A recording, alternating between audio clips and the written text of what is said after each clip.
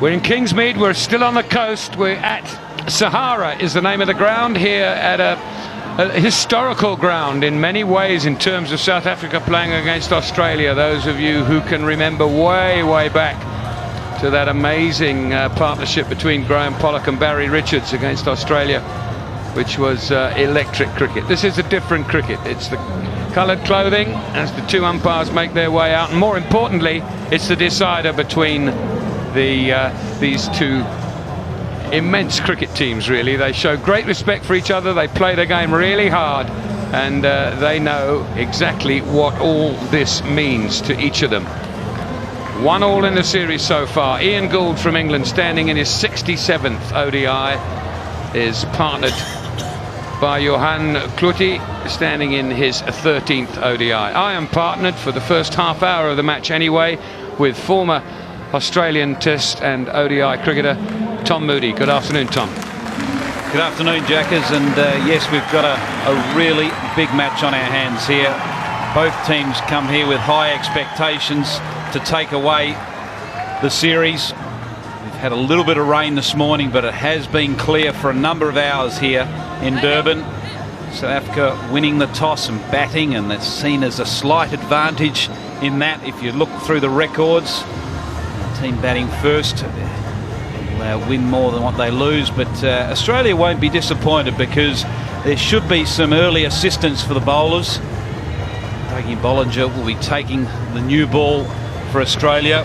Hashim, the captain, will be very keen to make an impact in this series. He hasn't yet done so. He's a very fine player. He's had a terrific time of it in all forms of the game, but in particular in one-day cricket he's really dominated for South Africa at the top of the order.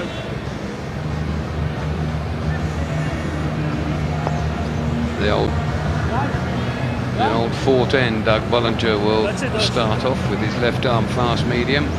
39 matches, 62 wickets, economy rate of 4.5. Not bad at all.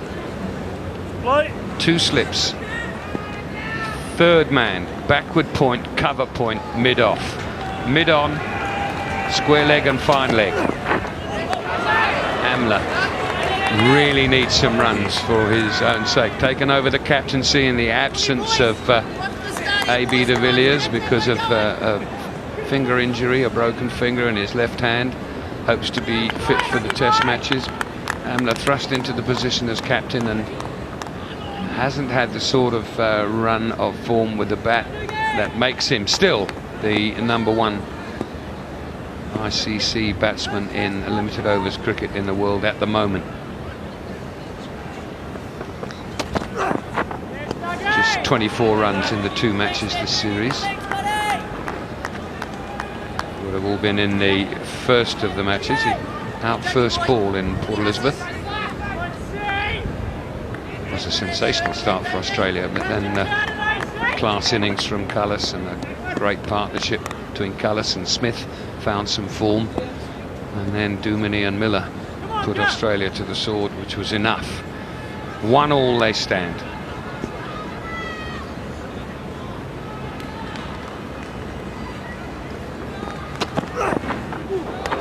Carry.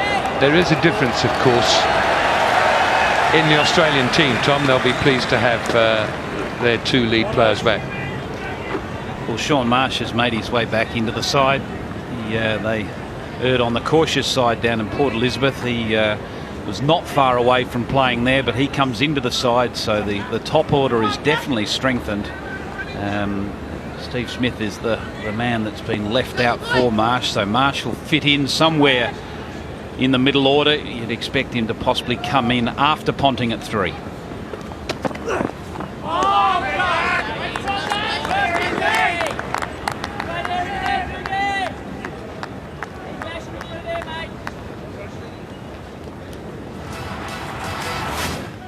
Amla is in wonderful form last year against India. It was just a little soupçon of the 50 that he scored in that particular game here at this ground. Had an incredible year, in fact. But history's history.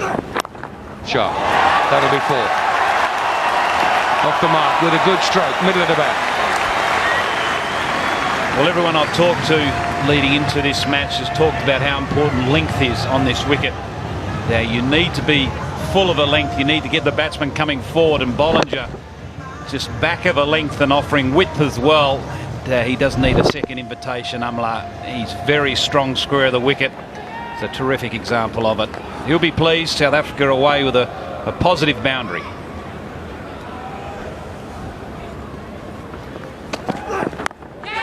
There's the length, and that's it'll still get the bounce. It's flown through a vacant gully area.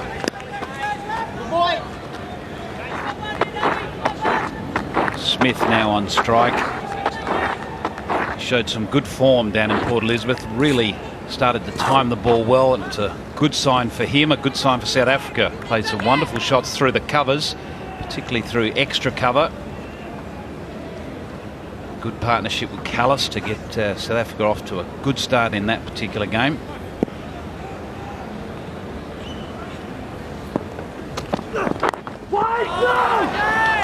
End of the over, 6 from it. South Africa unchanged from the game in Port Elizabeth that they won, and won pretty handsomely, as Australia had done in the first ODI, albeit that Duckworth-Lewis was involved there. The fact that Australia batted first, didn't lose, only lost the 1 wicket prior to the rain coming down, gave them a tremendous advantage when it came to working out precisely what the target would be. Here's Cummins. Full, and just blocked almost for 4 by Amla. He was on the back foot, came forward very late, but found the middle of the bat. Well, a shot from a class player. He hasn't scored any runs so far in this series, but he started off today in some terrific form, and that's just a great example of balance, getting deep in his crease, but waiting for the ball. And because he waited for it, he timed it so perfectly.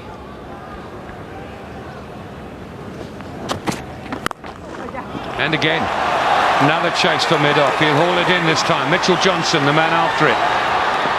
Oh, he hasn't. He did get there, but didn't make a good enough job of stopping it. Well, another good shot, but you've got to recognise young Pat Cummins is doing the right thing. He's pitching the ball up. He's allowing the ball to swing. It's just a fraction full of length, that's all, which is creating the half volley where Amla is taking full advantage. But you'd rather have your batsmen driven early on with a new ball than cut away or pulled away because they're too short.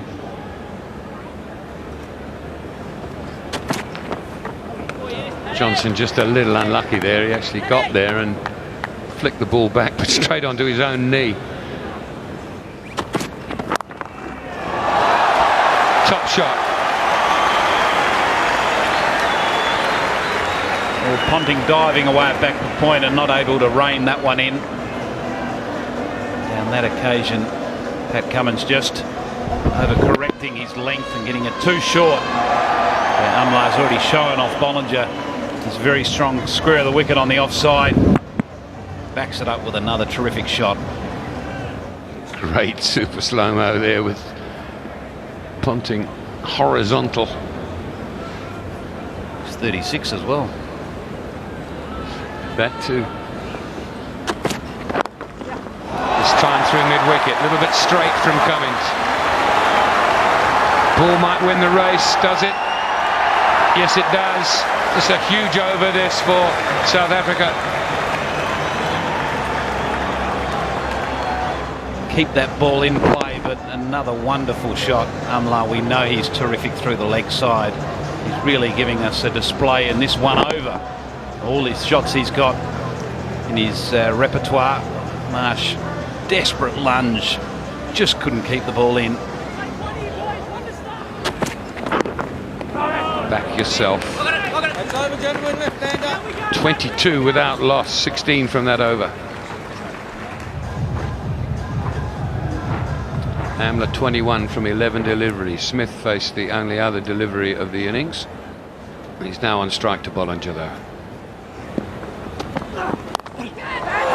As he's just got enough of that to get it over mid-wicket. Another short ball this time.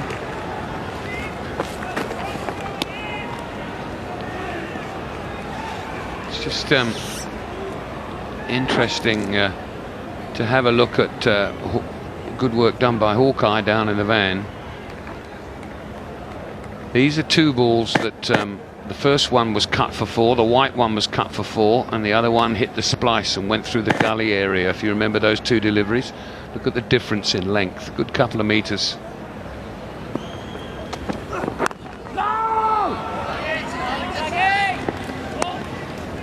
Yeah, I'm sure the Australians leading into this match would have talked a lot about what's the right length. Craig McDermott's the bowling coach for Australia.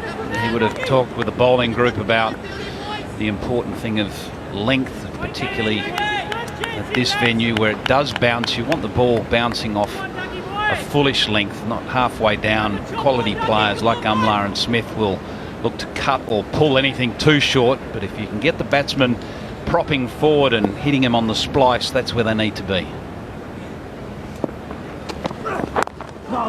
Well, you said, Tom, just after you'd had a look at the pitch earlier, how Australia could do with somebody like a Terry Alderman, who's the master of full length, hitting the seam, nipping back, nipping away. And by comparison, as we look at the pitch, and we can see that there is a good grass cover there, and it's rock hard, I can tell you that. By comparison, Sean Pollock played all his first-class cricket in South Africa at this ground, and he was a full-length Terry Alderman type bowler, wasn't he? Again, a great delivery. Much better over from Bollinger, 24 without loss. It's just nipped back a little bit.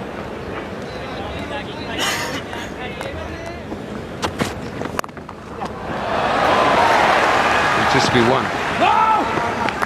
I'm with you there, Tom, and I think that might well have been exactly what Michael Clarke had to do when he got hit through mid-wicket for 4 for his 4th 4. Clarke was all the way up there from second slip, and I reckon he maybe said to him, look, you're not doing anything wrong, son, absolutely nothing. Just stick where you're at, don't try not to bowl that straight, try and bag back, bring your length back just a fraction.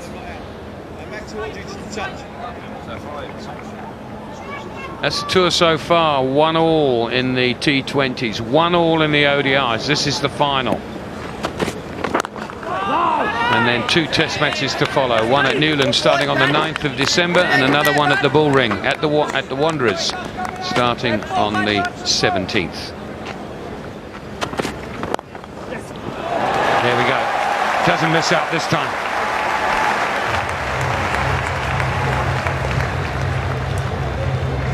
Well, bread and butter for Graham Smith. He's very strong through the leg side. He doesn't need a second invitation.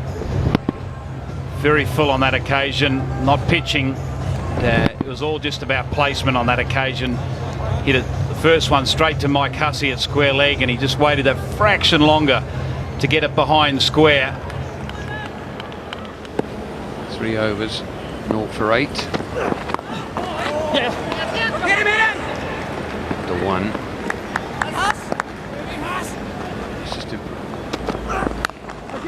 That's a good shot. What'll be for?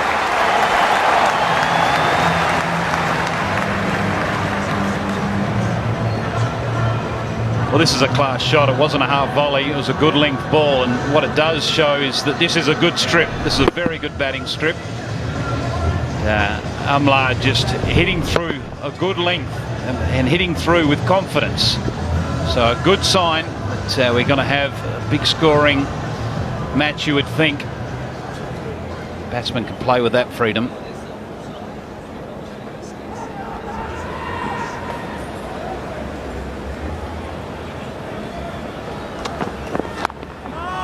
Got a great graphic here for you, Tom. You were just talking about the comparison of the way Amla's trigger movement and Ponting's trigger movement. Have a look at this. These are the interception points. Amla in the red, where he intercepts the ball, and compared with Ponting, where he intercepts the ball. 2 different techniques, 2 very fine players. Ponting does make a big stride forward and looks to put the bowler under pressure with his presence on the front foot, and we saw Amla get deep in his crease. That's his initial movement, and then is very balanced over his front foot.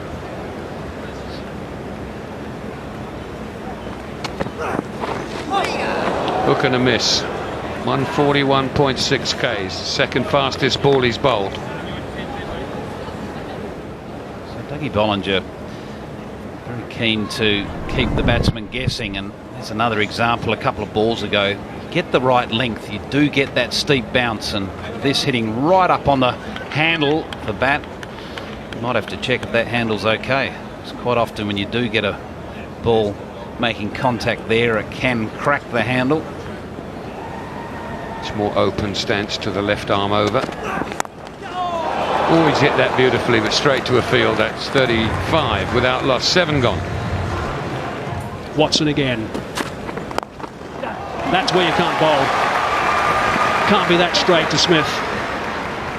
He started to strut around a little bit as well on midway through that innings in Port Elizabeth, which is always a bit of a sign for Graham.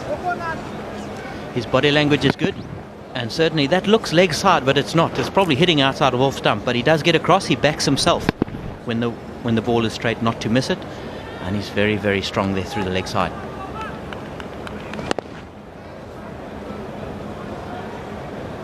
Halfway through Watson's first over, 2 from it. It's good work.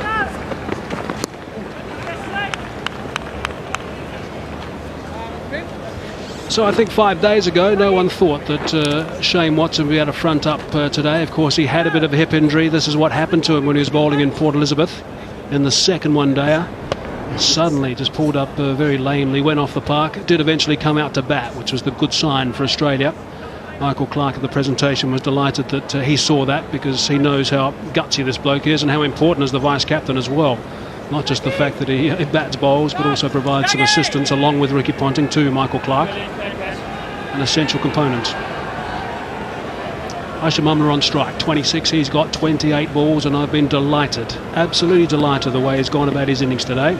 Once or twice hasn't had his balance totally right, but he's been looking to be aggressive. And you might know a bit about that. Hashim spent a lot of time here at Kingsmead, certainly through his formative years, and it really is nice to see him kick on. And what's really been good about this innings here is that he's gone at a good click, and it's allowed Graham Smith, who's not in great form, to get in. It's 18 balls off 10 as Graham Smith, and that it's given him the freedom to take his time and to get in, and that's really been good. It's another great work by Hashim Amla. Again, bit of extra bounce, but well ridden by Amla. He's going to retain the strike. It's a good start from Watson. 4 from it. 39 for none. In the air, but beautifully timed. Bank another boundary. It's a good shot from Hashim Amla. See, he looks a little bit back in the crease. He's waited for that full length of Dougie Bollinger. Crashed it straight out of that willow, and that's no stopping that. Another welcome boundary for South Africa. Don't ever expect Hashim Amla to be one of those guys who gets his front foot well forward. His balance is so good. Look at that. Leaning forward, as good a stride as you'll see from Hashim.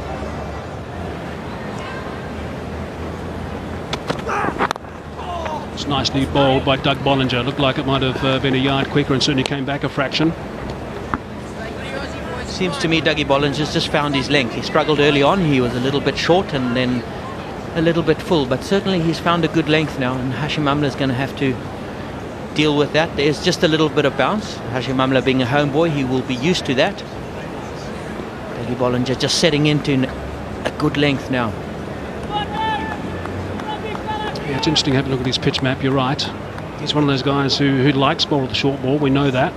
Likes to make things happen, but needs to be a bit fuller, because Amla will feed off that. Just the one this time, but again he's going to retain the strike. 5 from it, 44 for none. Is vital, and certainly a good healthy average. 14 ODIs this year, good healthy average. Best of 116. Look at that strike rate. We thought he was only a 4-day player. Extraordinary the way that he's worked at his game. A little bit over pitch, but that's tidy work from Watson, and they scream through for a single. Yeah, that toss ratio, winning the toss, 75% win ratio here in day-nighters in Durban.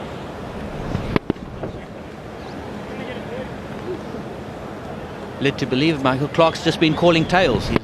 He's a tails man. He's called tails pretty much every game, so tails is not working. He might have to change that, but he certainly did say to me after the toss that he's saving them for the test series.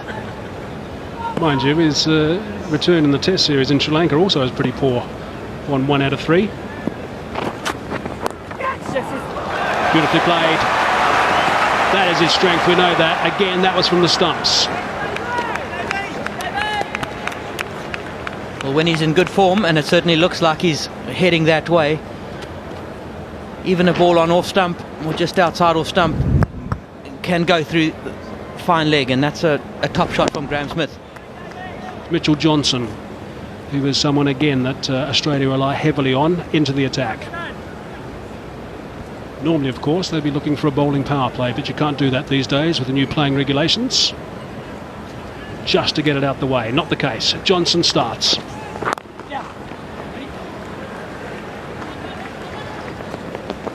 Well, Mitchell Johnson has a bit of a reputation of spraying the ball around. Certainly if he does get it right, the ball swings back to the right-hand batsman, and he provides a lot of difficulties there, but he can give you balls to feed off, and if you are patient, then certainly you will be able to score from him. He said to me, Lance, the other day when I spoke to him before the game in Port Elizabeth, that the most important thing for him to know that he's got it right, he's found his rhythm and everything's going nicely, is he's bowling with some pace, which is what he's meant to do, but also he's swinging the ball late. If he gets that right, and it's a venue that normally swings, if he gets that right, he's going to be dangerous. Not that far away from Ponting, who wasn't in the gully, more of a backward point. Brings up the 50. Good start from South Africa. It's a solid start. South Africa would have spoken about the solid start up front, and certainly Hashim, Amla and Graham Smith have provided that. So it's a good position, and hopefully if South Africa can continue that, it'll give their batters coming in a little bit later to play with more freedom.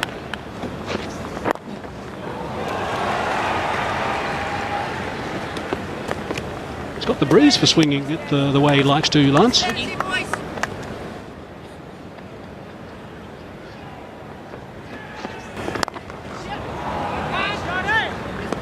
Four from that. Good stuff from Mitchell Johnson first up. 51 for no loss. As we look at what's happened so far, Patrick Cummins again was the disappointment for Australia. Just 18 years of age, it's all a learning curve for him. I heard Tom Moody and Robin Jackman chatting about him earlier, going at 7 runs and over. Same in Port Elizabeth, 10 overs, went for 73. But Bollinger, terrific. And Watson and Johnson have started off well also.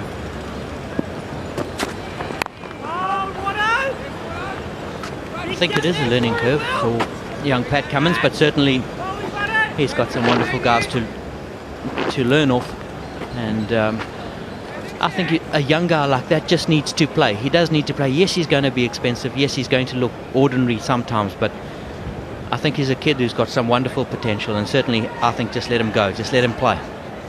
Absolutely. Let's look at his work to the right-handers today, which of course is just the one, Hashim. Outside off stump, worked away again. Get used to it, if you're not already. We've seen it for years. But you can see that Cummins was just a little bit indifferent in his length, a little bit too short as well to Graham Smith. But Hashim Amla is the man that got after him early. I was intrigued and pleased to hear that the boys in the change room say that again I'll say it, the 18-year-old, it's remarkable, was buoyant during the week after getting a bit of a hammering in Port Elizabeth, and was adding with the team chats and didn't go to his room and sulk. It's nicely done from Watson. Didn't go to his room and sulk, and what do they do? Milkshakes and what else at that age, Lance? I'm sure he had a 4X stashed away somewhere, maybe a little castle, but I think that just reflects on how important it is to have senior players around. There's a wonderful coaching staff in there as well. Or maybe a VB.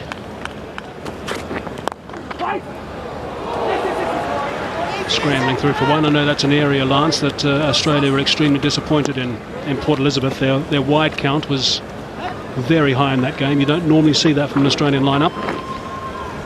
Their extras count, sorry. Yes, that would have hurt them. They have high standards in the field, and certainly the bowling of wide deliveries is something which they can control. Good stuff from Watson. Very good indeed at this stage of the innings. 4 from it only, 55 for none.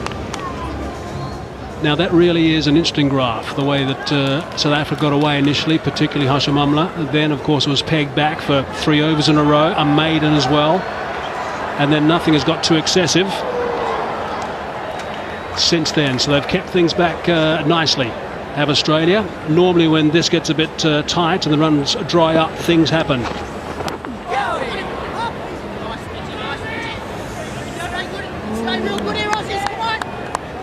I know that Halloween is not that far away, but goodness me, this is almost a black cat.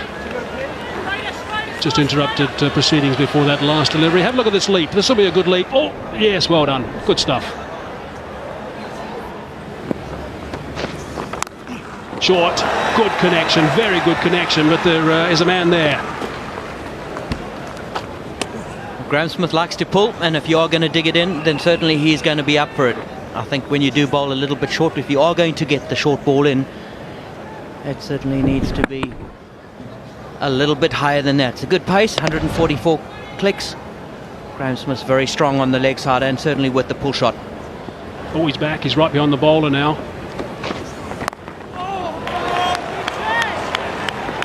Right behind the bowler's arm was that, I presume, is the local Kingsmead ground cat, as Mitchell Johnson was running in.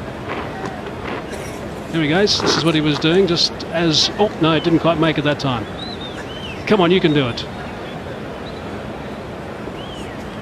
Is he going to have another go? No, no, he's just going to... He's going to find a spot somewhere. Oh, no. Come on.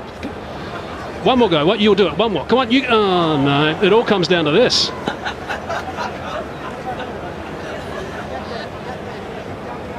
Come on, one more. Come on, you. Yes, yes. Oh, no. A little bit of fun between Michael Clark and Graeme Smith in the middle at the moment. Looks like someone's going to try and... Here we go. Here we go. Oh, yeah. You would think that this bloke would be the one to try and rescue him. Hustling him away.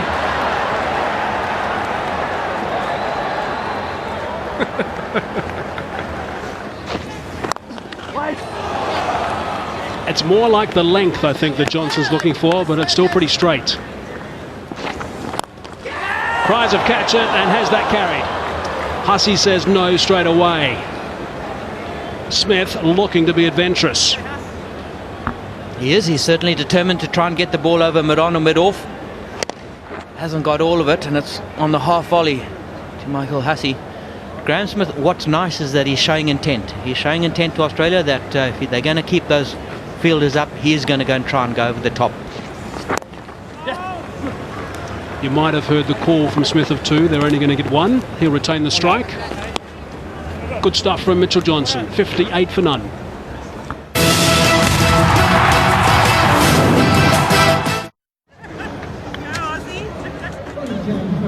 So 13 overs gone. 58 for no loss at this stage. Things have just slowed down a fraction on the run front. No wickets down. That's important for South Africa. Hashim Amla playing nicely. And so was the previous skipper. Doherty into the attack. In the commentary box now, it's going to be H.D. Ackerman and Pommy Mbangwa. Thank you, Michael. He's had a couple of good games, has Xavier Doherty.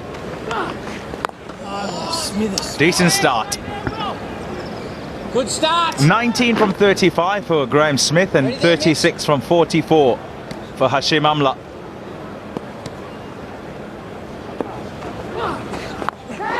Catches a call, there's a man out there. Oh, yes! What a fantastic catch! Had to dive forward. Did it expertly. It's Mr. Cricket again. toughest catches to take, running in from the boundary, diving full length forward. Graham Smith gave a little indication in the previous over that he was getting a little bit restless. He looks for the flat sweep, gets a little bit of a top edge, but a wonderful, wonderful catch from Michael Hussey. So Graham Smith is gone for 19 and South Africa of 58 for 1. And you're on a high and you have confidence. Hussey! Quick single. Interesting thing about Michael Clarke there, recognising that Jacques Kallis, not a particularly quick starter or spin, bringing fielders in. He had a long on coming up into the circle and his mid-off up in the ring as well. So wanting to put a little bit of pressure on South Africa's premier batsman.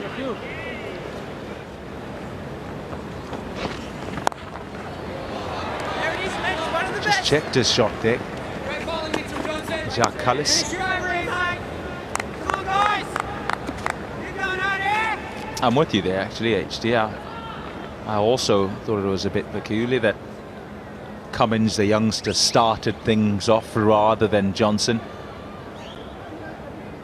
Has been spoken about, though, that, well, it was prior to this trip that Mitchell Johnson was struggling just a touch. But on this trip, he's shown some good control and certainly his ability to take wickets. Oh, well balled. It's hit him on the head.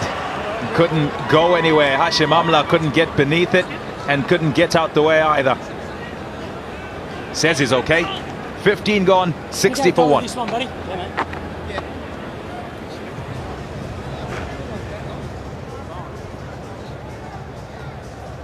Oh, one-day cricket batsman so quick to get onto the front foot. Johnson reminds him that it's not just the batsman's game. Whacks it halfway down. And adds another notch to the fast bowler's belt. 15 overs bowled. 60 for 1. South Africa having won the toss and decided to bat first. The new rules, the law, as far as power plays are concerned, have to be taken between the 16th and 40th overs. Good single, very good single. Nudged onto the offside in the gap and waited perfectly too. And Kallis calling his partner through. Well judged. It's in the gap. That's wide of mid-on. The spinner felt that he had a chance because it was in the air, but it was placed expertly. 4 runs. There's always going to be a little bit of interest shown in how Jacques Kallis would play, having just walked to the crease. The bowling side having taken their power play. He answers a few questions, advances, finds a boundary early on.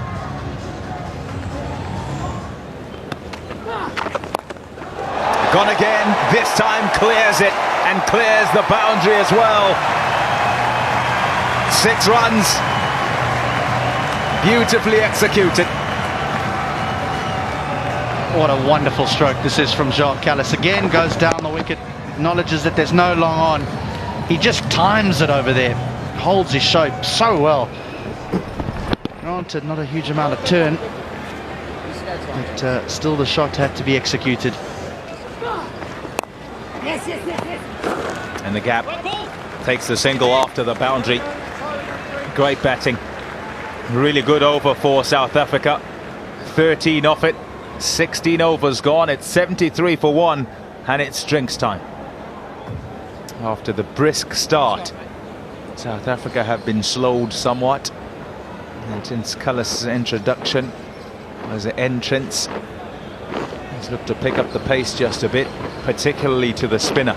And it's prompted a change straight away. Michael Clarke not lingering and looking to see what will happen next. He's brought the pace man back on. Medium pacer Shane Watson. 3 overs for 11, so did a good job in his first spell. The good thing from Michael Clarke's point of view is that he'd have been looking to get Jacques Kallis out of his comfort zone, not allow him to play against seamers and easily just nudge it around to get himself started. It can backfire sometimes. He'll go for the shots and get away with them and get them away. as did Kallis. And then you've got to try and rein him in from there, and it's more difficult.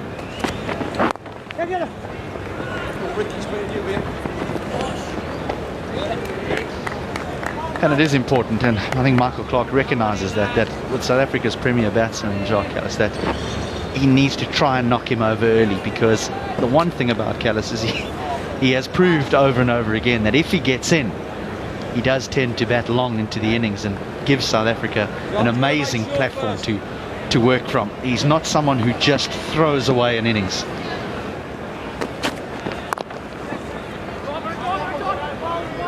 Kallis and Amla bat really well together. And whether you're talking test matches or one days, let's just speak one day internationals. It's a shot, that is. Just fetch him one. It was beautiful. Fantastic sound off the bat. The second wicket partnership record for South Africa. Kallis and Amla. 17 innings, 870 runs at 54.37. 300 partnerships and 550 partnerships. South Africa will be hoping for one of those big ones in this deciding match.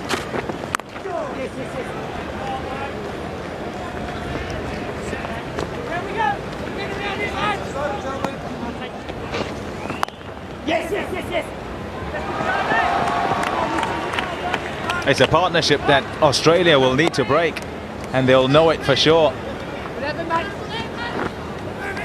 They've got to try and put the squeeze on them. It's worth 24 from 30 balls. And having removed Graeme Smith, what Michael Clarke would have hoped is that Australia would build on that. They'd just had a really good period where things were quiet, but it's taken a turn for the opposite. Kallis coming in and the run rate picking up.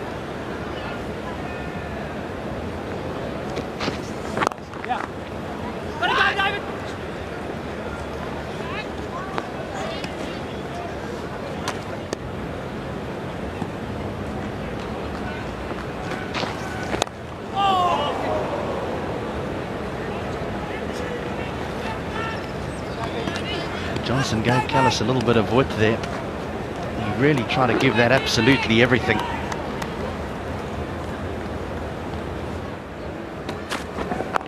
Leg spin style. And good length, a good line. Kallis was just trying to work it onto the onside as he did there. The ball gripped a touch, bounced and also moved towards that offside. Also with a bit of a cross seam, and well, they hold it cross seam where they want the ball can hit. If it hits the seam, it just bounces, or it can hit the smooth side of the ball and just keep a little low. And there's the reasoning why they hold it across the seam. Great wrists.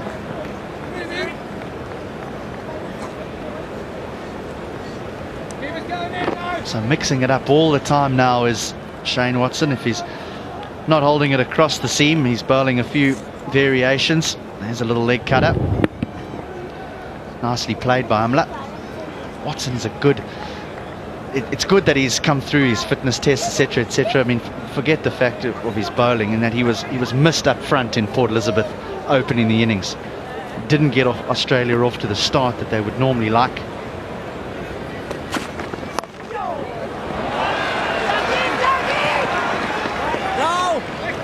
Even though he can add a little bit with the ball, I think that the Australians will be more than happy that they've got him back at the top of the order and everyone can shift one down. He is doing a more than decent job here, none for 19. 2 balls away from completing his 5th over. He's bowling within a power play. Deep square leg out and 3rd man, and also the man sweeping on the offside. So doing what his captain's asked of him. Oh, pretty close. He thought he had his man. He thought Amla had chopped it onto the stumps.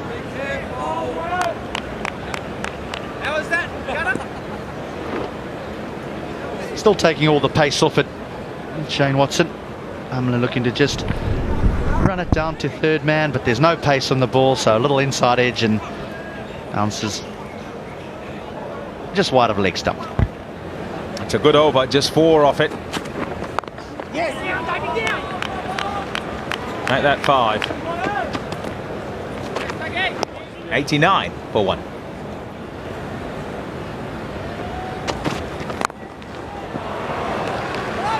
Shot for 1.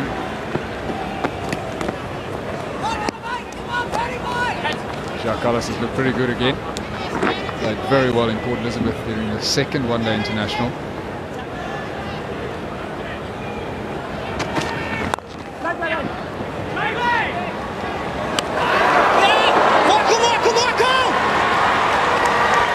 Bonus run. A little bit unfair. That was a good piece of fielding. First of all, a good stop, and then a good accurate throw. It's been an appeal for that, and congratulations for some very good fielding. Sometimes these little incidents all go pear-shaped for the batting side. Has he got his bat down in time? I think it might just be a little bit closer than it might have appeared. Oh, look out, look out. He's made it, but it was closer than it first appeared. Excellent piece of fielding by David Warner. Relief for South Africa. Jacques Kallis gets in safely.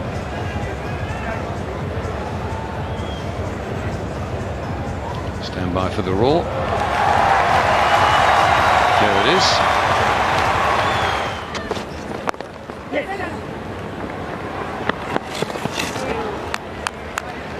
But the height of the ball to be called a wide is in the batsman's upright stance if he ducks and whatever, so you take where his head was before he ducked.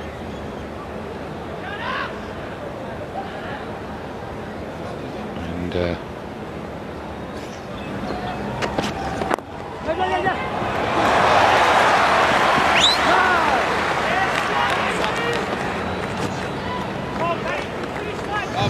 94 for 1.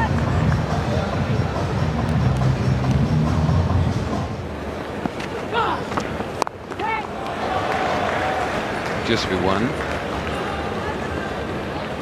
Doherty's actually impressed me in this limited over series. He's 2 overs for 33 at Centurion, or 2 for 33 and 6 at Centurion. 2 being operative. It's the end of that over. 97 for 1.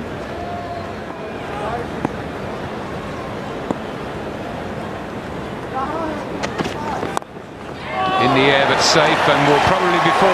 Is brings up the South African 100. Not necessarily where Jacques Kallis meant that to go, but very effective. He was looking more in the direction of extra cover, but not getting that front foot out as far as he probably would have liked. Got it very high up on the bat and just opened the face at the last minute, using the pace. Delivery was held across the seam as well by Cummins.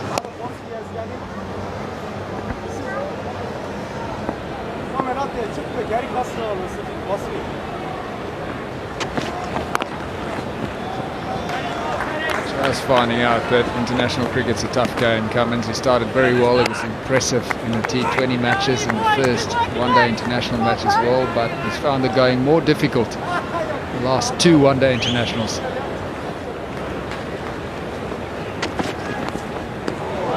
Play and a miss, and the end of the over. 103 for 1.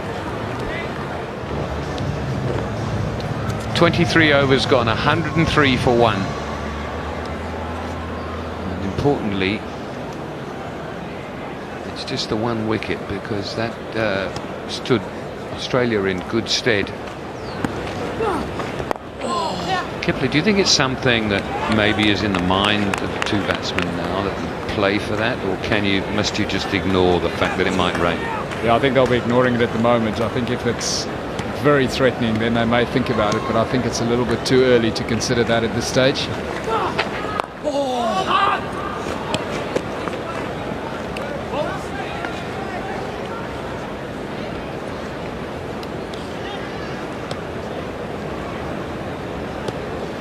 best of 97 against Australia, average of virtually 40.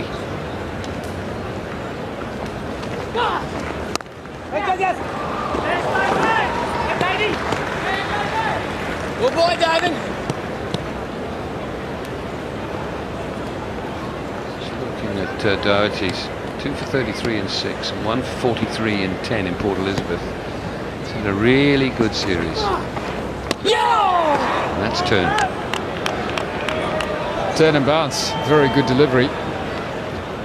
Jacques Kallis looking to run this one down to third man area.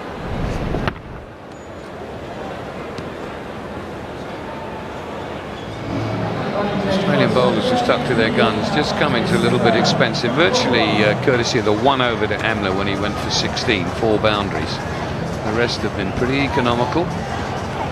It's got to be said that the pitch isn't the worst one in the world to run in and bowl on. There is a little bit of bounce in it. Bowl the right length, scoring's not that easy. Michael Clarke now. Interesting.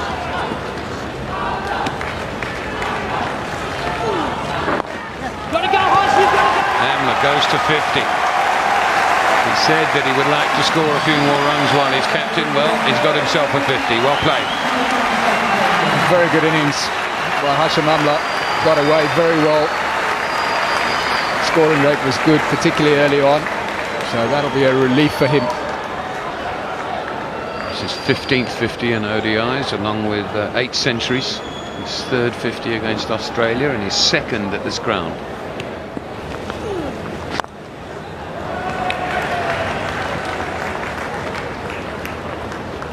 What's behind Michael Clarke bowling now, Kepler? Maybe he's worried about Watson not being able to bowl 10, so he's trying to bowl a few of his overs.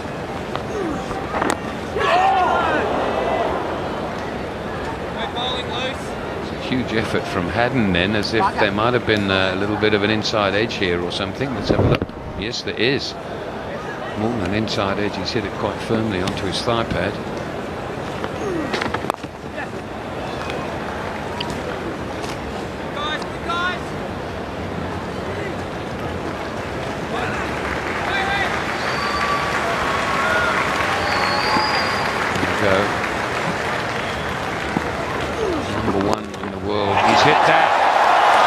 Jacques Kallis.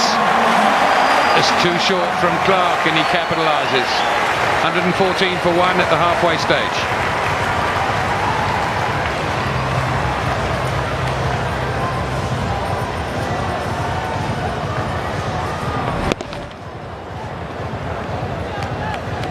Just too short. Very quickly onto it. Deliberately hit it up. Doherty continues to Amla. Like a couple here. No, they won't.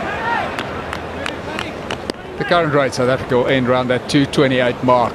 They'll want more than that. I think 250, between 250 and 270 will be very competitive. So they're in a really good position to end up around that score. What's your bounce? Australia needs some wickets. They need to break this partnership, get some wickets to try and get into the South African middle and latter order.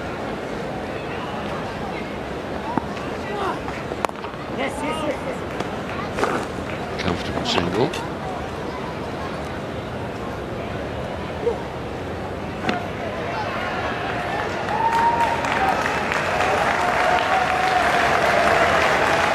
Nice touch. Good spirit between the two sides.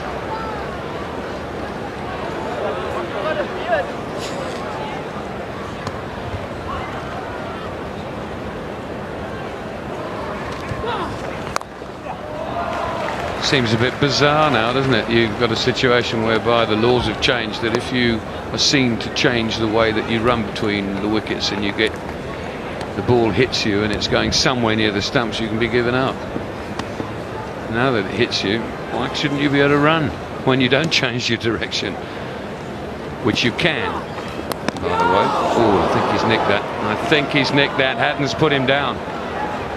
Well, he hasn't been good behind the stumps. Brad Hatton, he had a poor game in Port Elizabeth. This was definitely an outside edge. Big deflection though, so pretty tough to catch from a keeper's perspective.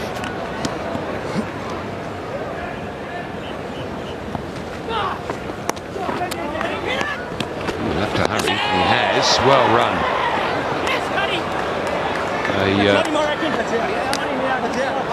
That's if he's got in, of course. See, it's gone upstairs.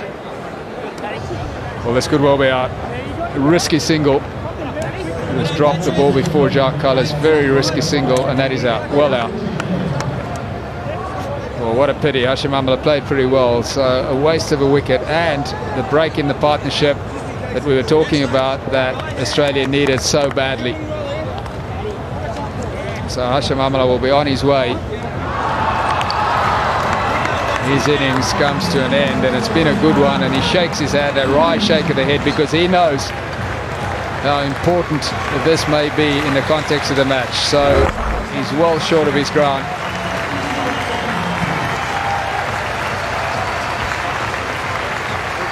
Well, maybe it wasn't so well run. He's gone for 52. It's 117 for 2.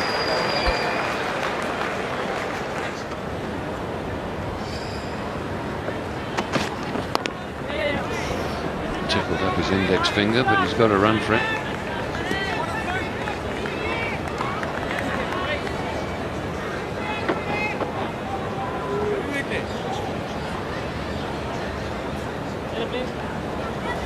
It's good delivery, steep bounce.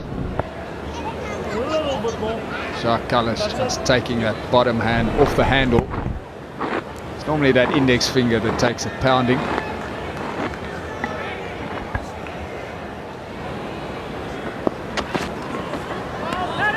Good delivery, just angling across the left-hander.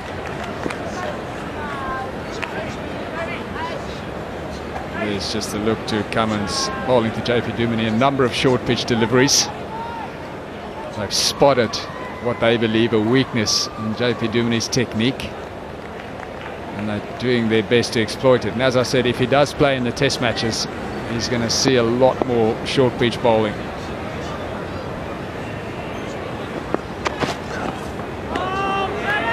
Jane able to cross him.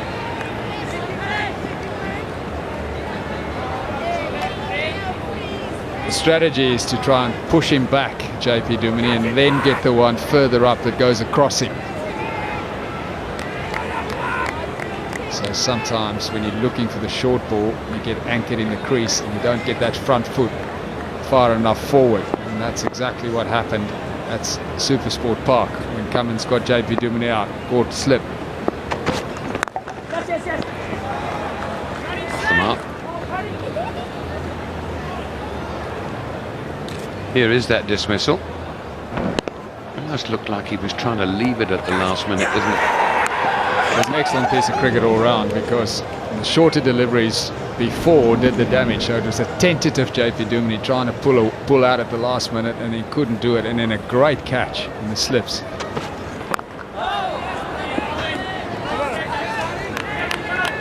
On 19 for 2. South Africa are building a strong foundation, and they could really have done without the run out of Hashim Amla, because at that point they really needed to start accelerating. So it's just extra bit of pressure on JP Duminy when he comes to the crease. Kallis is more than likely going to anchor the innings. Just to pick up your point about Xavier Doherty, he has bowled very well, and he's bowled well this series. He's got a very good record for Tasmania. It's his home state in one-day cricket. He's bowled very well in 50-over cricket and 20-over cricket for them. Good change of pace that time, a little bit quicker through the air.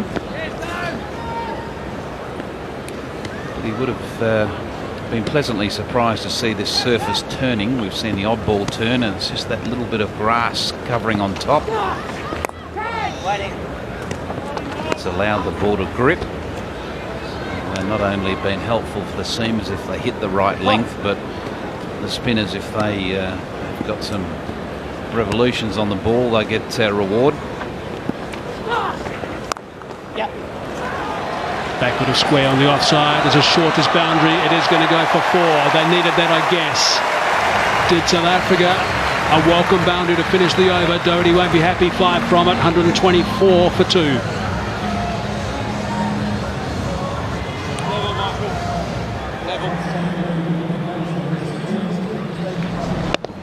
Kallis getting deep in his crease and cutting it very square, but cutting it firmly. Mike Hussey has had a good day in the field today, but just couldn't quite make enough ground to stop that from going for 4. So Cummins about to start his 7th. Quick single that time, shy of the stumps. Not altering his line of running, JP Duminy, so no excitement from the Australians. I still think it's a ridiculous playing condition that's been introduced. It is going to be interesting, Hazy, when the first batsman does get given out. I think it has to be a blatant sort of change of direction, which is preventing the ball from hitting the stumps. Will cause more controversy, I think, than not. Kallis on 46.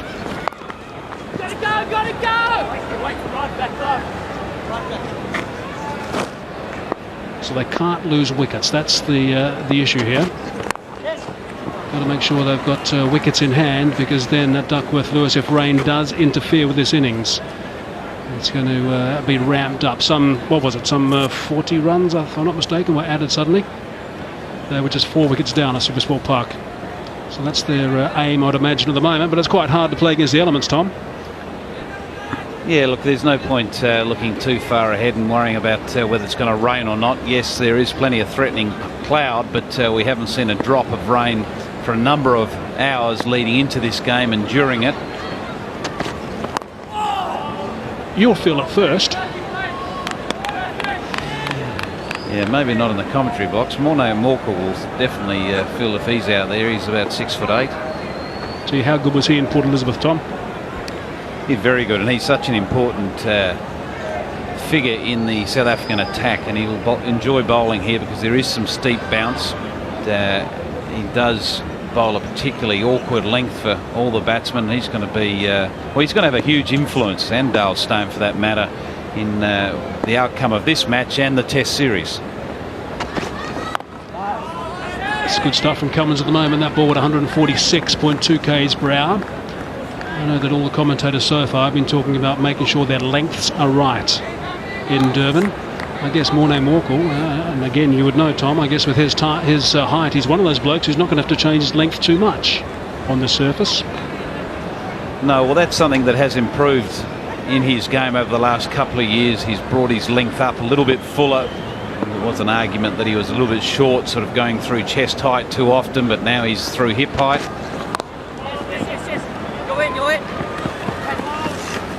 Excellent run there. JP Duminy calling it through. That's 29 overs gone. It's 128 for 2.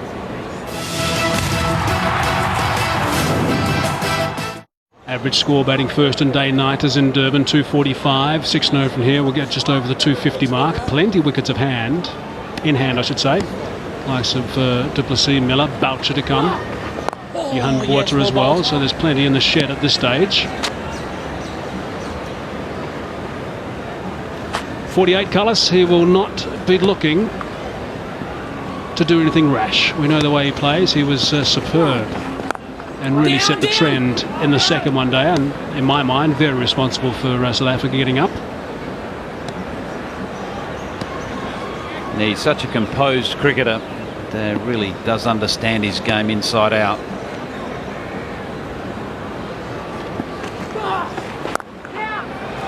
Nicely played. Hussey is at extra cover. He's fairly straight on the fence with Kallis, which is why Doherty was so annoyed when he dropped short the last ball, the last over.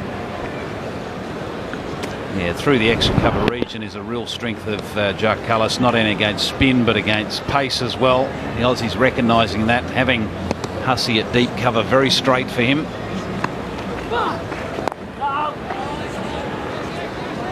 Just to add a bit of pressure here for JP Duminy. He's only been in for 9 deliveries, but he knows he's got to get going and get going pretty sharply, because Kallis is clearly going to anchor this innings and try to get 100 plus. Might have been an edge. End result is a scrambled single. Definitely some edge. Brad Haddon's, you can't certainly blame him for dropping this catch, because it's a big edge. He's had one earlier off Kallis that hit him in the leg as well. It's Not easy going for him behind the stumps. Now that one's turned and bounced again as well, so there's some encouragement for some of the South African spinners. It'll be an operation later into the over. 30 overs gone, 130 for 2. And a third man just for 1. So we certainly have seen a little bit of turn and a bit of bounce. As I said, the South African spinners will look forward to that later on this surface. Here's a look at the ones. That was an impossible to catch. That was off Jacques Kallis. That's one off JP Duminy. These last 2 were in the last over. So he'll be disappointed with Xavier. Just checking that out on the big screen as well. Driving on the up. Wow, that's a fine shot. Yeah, Doherty has bowled particularly well. He's only going for 4 and over. He's taken 1, which was Graham Smith in his very first over. But, he could consider himself very unlucky. Has got some assistance out of this wicket. There is a bit of turn, but that's all well and good. You've still got to bowl well in those favourable conditions, and he's done that today. I think Cummins, by the way, has pegged things back nicely too. Off the pad, so no wide called by the umpire correctly. Oh, that's very close indeed, I think. Is it going down the leg side? Johan Kluter's having a very close look. Are they going to send this upstairs? They've got 30 seconds to make a call. He's in a difficult position to know whether he hit it or not, being right behind the batsman. But first they look at the front foot to see if it's a legal delivery, which it clearly is. I think this is going to be very close indeed. And see if there was an inside nick for starters. Oh, there was. There was an inside nick. And there's the hot spot showing that up. So that's a very, very good decision. That's enhanced DRS at its best as far as I'm concerned as well. We can see that there was an inside neck. We could see also with the Super Somo replay that there was a neck. So I think that's been handled beautifully by all involved. Good decision, Johan Kluter. I think at the end of the day, everyone that's following the game, that is passionate about the game, just wants the right decisions made. And clearly, that is a great example that the right decision was made, and we had the benefit of technology just to confirm that. Going at 4.2 throughout this innings for South Africa. Yeah, you just wonder, whether the batting power play is going to be the time that is the real acceleration point for South Africa. They have to take it between the 16th over and the 40th over, so any time now would be a good time, you would have thought, to just trigger the innings to get it really flying. 2.5 overs is mandatory. They need to take it then if they don't take it between now and then.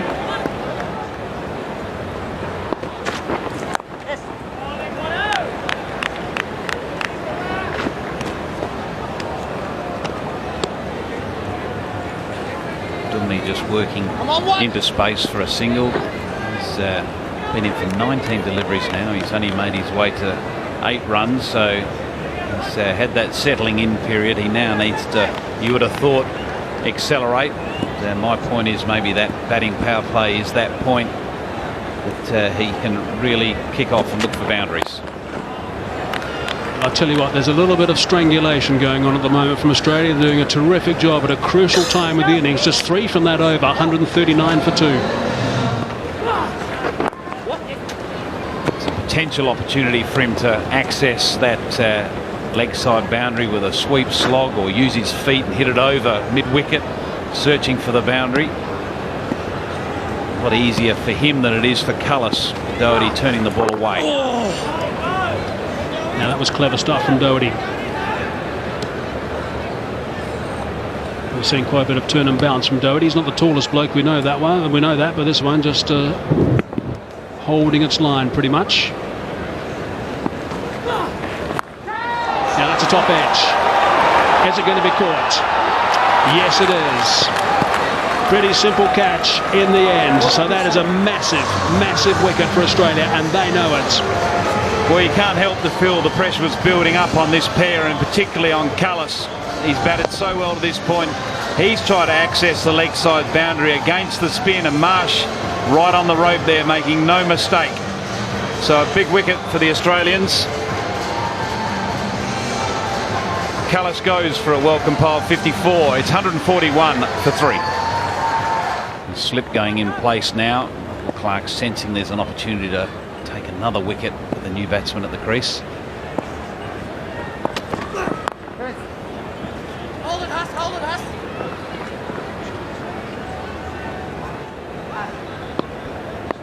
JP back on strike. He's got 10 off 21. That's escaped. Brad Haddon also sliding in the leg side. It's going to go for some extras, some big extras. Poor delivery. Bollinger pushing that well down leg side, giving Brad Haddon very little chance. Always angled away from the diving Haddon. Frustration for Clark. He recognises it's an opportunity to really tighten the screws on the South Africans here, and getting the prize wicket of Kallis. Just make you question whether South Africa should have taken that power play an over or two earlier to prevent the loss of Kallis. More exercise for Johan Kluter. He's going to have to bowl that one again as well. Well, that wide brings up the 150 for South Africa. It's a poor delivery again by Bollinger. Clearly not thinking about the importance of this comeback over from himself. Just letting the South Africans off the hook with a few freebies. Beautifully driven, and it's gone through. I don't think it's going to go all the way, but du Plessis on the front foot, punching it beautifully down the ground. But, Watson does appear to be off the field, and Steve Smith is on the field for him. An awkward bounce there for Mike Hussey, diving away to his left. Did prevent the 4 though. Yeah, the umpires, of course, left the clock on Watson being off. He was off for a long time in Port Elizabeth. Had to bat in at 7 when he did come back and bat. End of the over, 10 from it. So that's a good over for South Africa. 153 for 3. So 35 overs gone, 15 left in this innings. 153 for 3 it is. The run rate just under 4.4. Wickets in hand. It's going to be a fascinating last 15 overs. To take you through some of that, it's going to be Lance Glusner and Pommy Mbangwa. Thank you, Michael.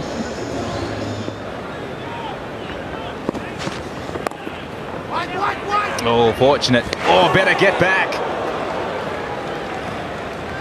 A leg glance straight to the short fine leg, who's up in the circle because it's the batting power play. And he's set off. Tell you what, that would have been pretty close. Pat Cummins, the fielder. Duminy with the dive would have been gone. Great start for Mitchell Johnson, 2 dots. To further put on the brakes.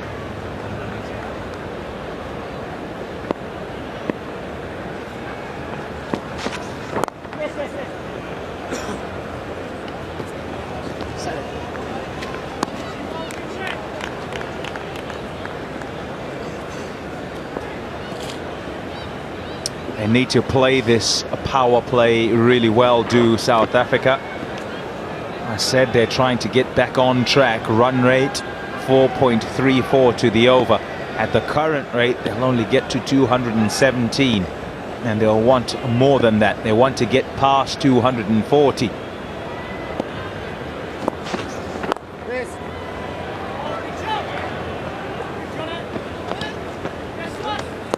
It's a tough time to come and bat.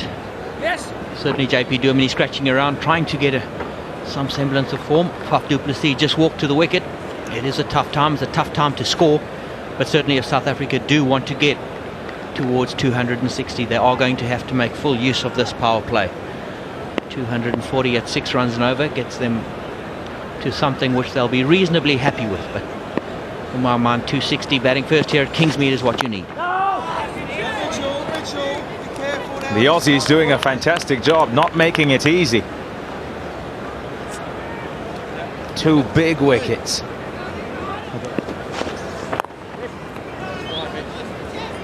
Super stuff by Mitchell Johnson, just 3 off that over. 156 for 3. The power plays are in yellow, and the current one, the batting one, has been unproductive really. It's the 7th run in the power play. Bear in mind that it's the batting side that calls for it because they feel they can try and exploit it.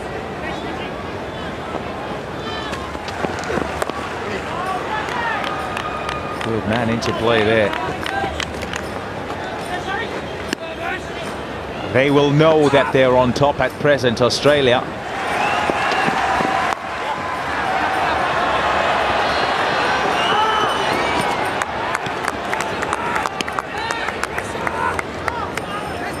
Just the one. So I'm sure it's all fun and games out there right now.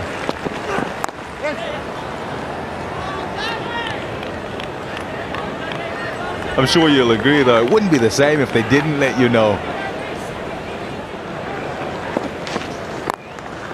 Beautiful shot. Absolutely fantastic. A use of the feet and just caressed to the boundary for 4. Wonderful use of the feet. Faf du Plessis, who's down the wicket. Quick as a flash, middle of the bat. And if you found the gap, it's 4 more. The top shot. He's so quick on his feet.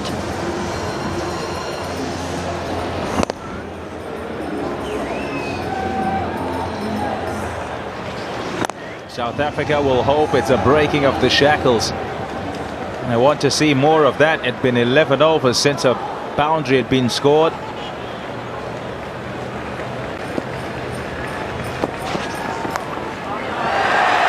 One brings 2, helped on its way on the leg side. Fine leg is up in the circle, so 4 more. 4 more welcome runs. It is a poor delivery from Mitchell Johnson. It's probably the only poor delivery he's bowled in this power play. But if you are going to bowl there to batters of Faf du Plessis' quality, he'll put you away all day.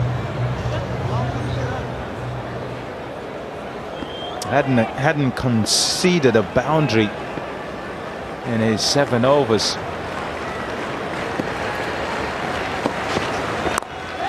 In the air, catches the ball. It was aerial for some time, but in the gap.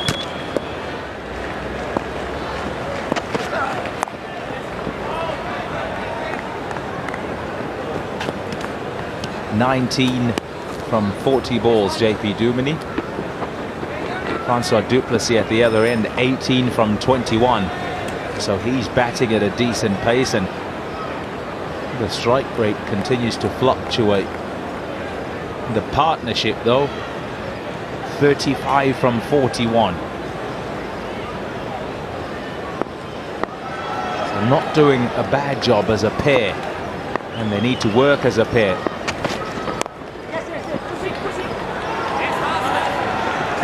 Thought they might well be 2, but du Plessis just had to turn around to make sure that the ball had gone past cover before he set off. So no chance for a second. In the air, past the bowler.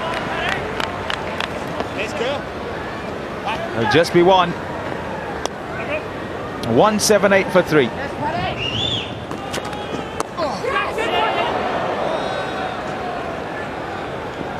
Oh, he's bowled well. He really has, Watson.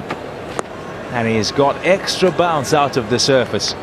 Some of the time when he's rolled the fingers over the ball, some of the times when he's bowled normally. Across the seam, that's how he's held the ball now and again. And that one will have hit the seam and just kicked off the surface, off the shoulder of the bat, unfortunately, into a vacant gully region.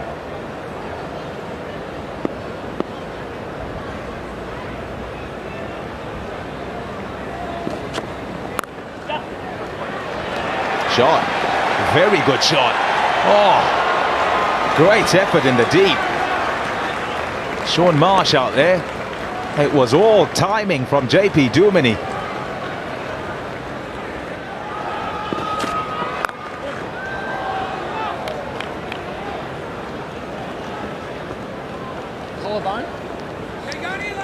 We saw some excessive bounce from Watson a ball or two ago, and certainly Mark Boucher sitting in the change room, young David Miller, they would have seen that. Not nice to see coming into bat.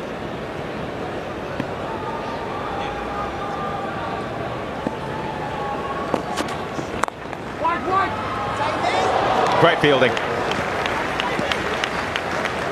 And to make sure he got across from cover, David Warner, to prevent the single to long off, and he did.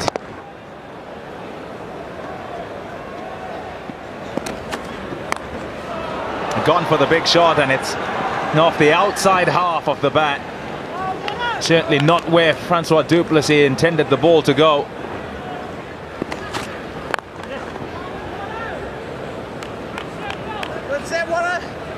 Six off the over, 8 to go, 184 for 3. Oh, straight to him. He's managed to get it out into the deep, but he's picked out the man who is square on the square leg boundary. It's Doherty who takes the catch, and du Plessis goes. Been a bit of a struggle for Faf du Plessis and Duminy. Their partnership taking a bit of time to get going. Du Plessis looking to force things, and just helping it on its way. Caught safely by Doherty off the bowling of Cummins. His 21 coming off 28 deliveries, and South Africa now 185 for 4.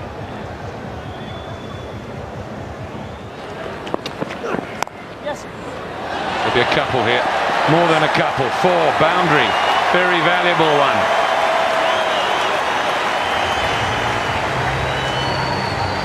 Batsmen wait for width in one-day cricket. There hasn't been a lot on offer throughout the South African innings, but on this occasion Bollinger offers it to Duminy, and he just times it away behind point. Third man is very fine, and that is a much needed boundary. His first, JP Duminy's first boundary on 52 balls faced. That is the 100th single of the innings. 100 singles in the innings. That's a huge amount.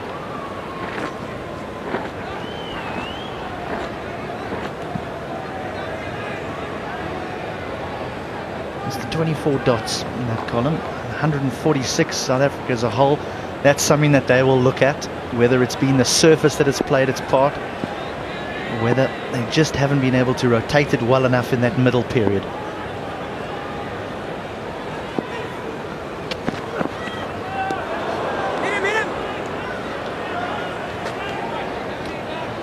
You've said it before, we've said it before, everyone has 2 new balls, one of each end.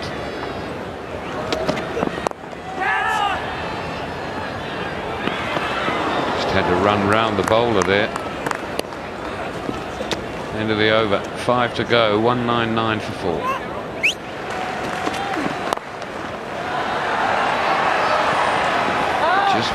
Just one off the over. Well bowled, Shane Watson. That one brings up the 200, 4 down, 4 to go.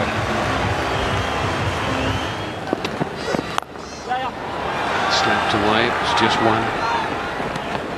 Seems to be a fielder everywhere the ball's hit. Well, I think what also happens in the batsman's mind is that he's so desperate to find the boundary that he doesn't end up playing the ball particularly well on its merit. They start to squeeze the bat handle a little bit harder, look to play across the line, and they just don't play to their strengths, and they feel a little bit under pressure. And there's no doubt that the body language of the 2 South African batsmen are saying that they need boundaries. Not going hard enough, but it's just one.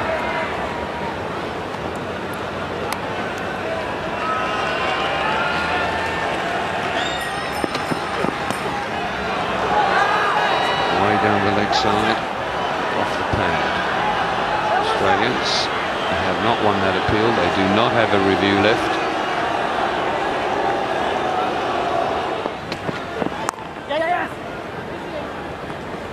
Scampers a run. Another good over for Australia. 205 for 4.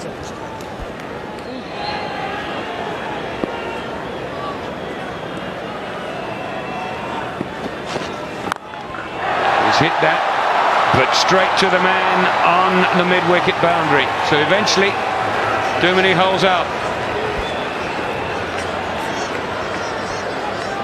It's been a frustrating innings for JP Duminy. He's struggled along, he's tried to hold the innings together.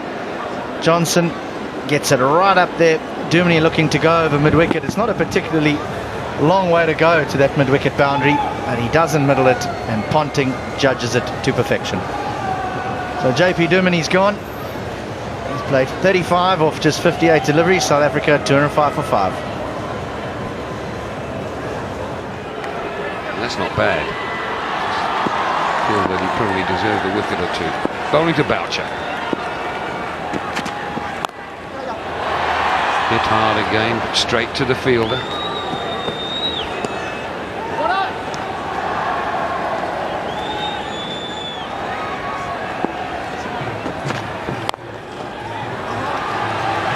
That's going to find 2. Yeah, I guess people at home are saying, well, you know, only just over 200, but South Africa only lost 5 wickets. You know why? If you're 200 for 8. More often than not, are close. Straight to cover.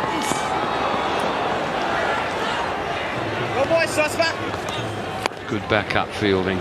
Right off the boundary, must have run in 40 metres to make sure there wasn't an extra run. Well done. Improvisation from Boucher. Gets it away for 4.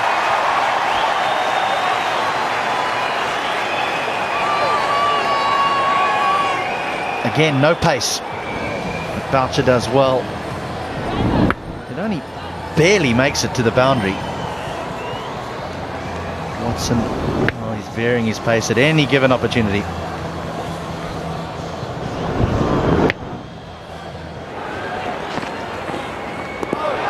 a wide one, isn't it? No, it's not. Arms folded.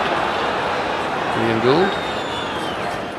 Back into the innings, batsman normally likes to just clear that left leg, and in doing so, it means that William Gould made a very fine decision. No wide.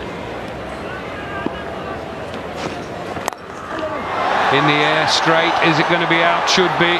Yes, it is. So, more importantly, a dot ball. Well, only Amla in those first couple of overs has been able to time the ball on this surface. Boucher looking to go straight. Doesn't find the middle of the bat. In my short career behind the microphone, I've yet to see David Warner put that down. He doesn't disappoint again. Johnson strikes. Mark Boucher gone for 8, and South Africa 218 for 6. Is it going to be wickets? It's going to be 1. Well, Michael Clarke must be a genius, because every single time South Africa have middled the ball, it's gone straight to a fielder. Boucher, like so many before him, failing in the cause, falling in the cause. Johnson, he's been good. 2 for 34 so far.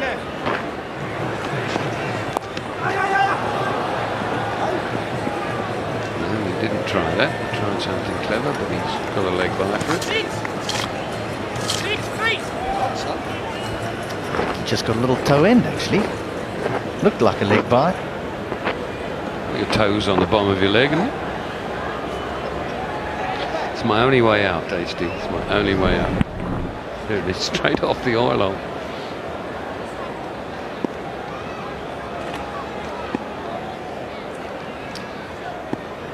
A chalk out. Oh, well bowled. Trying to Get hold of it. just give himself a little bit of room. Followed him. Yorker length as well. So the final delivery.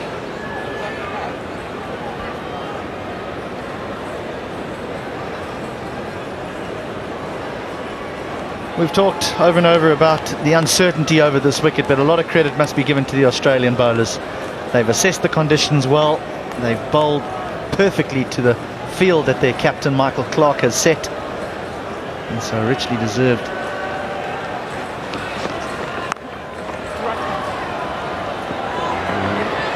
The one, just the one. There you go, end of the innings. Now we sit back for a little while and we see what happens when the other team bats and the other team bowls. 2-2-2 for 6.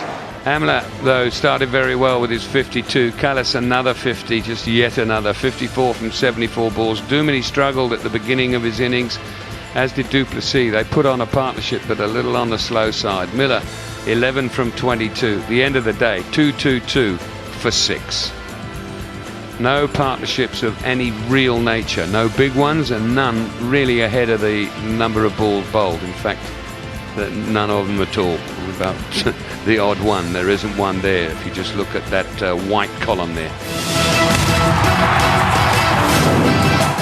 Welcome back to Sahara Stadium, Kingsmead, where we're about to get the final part of this one-day series underway. It is the third and final one-day international, of course, and it is an interestingly poised game at this stage. Australia need 223 runs to win. They've got 50 overs, of course, weather permitting. So far, so good.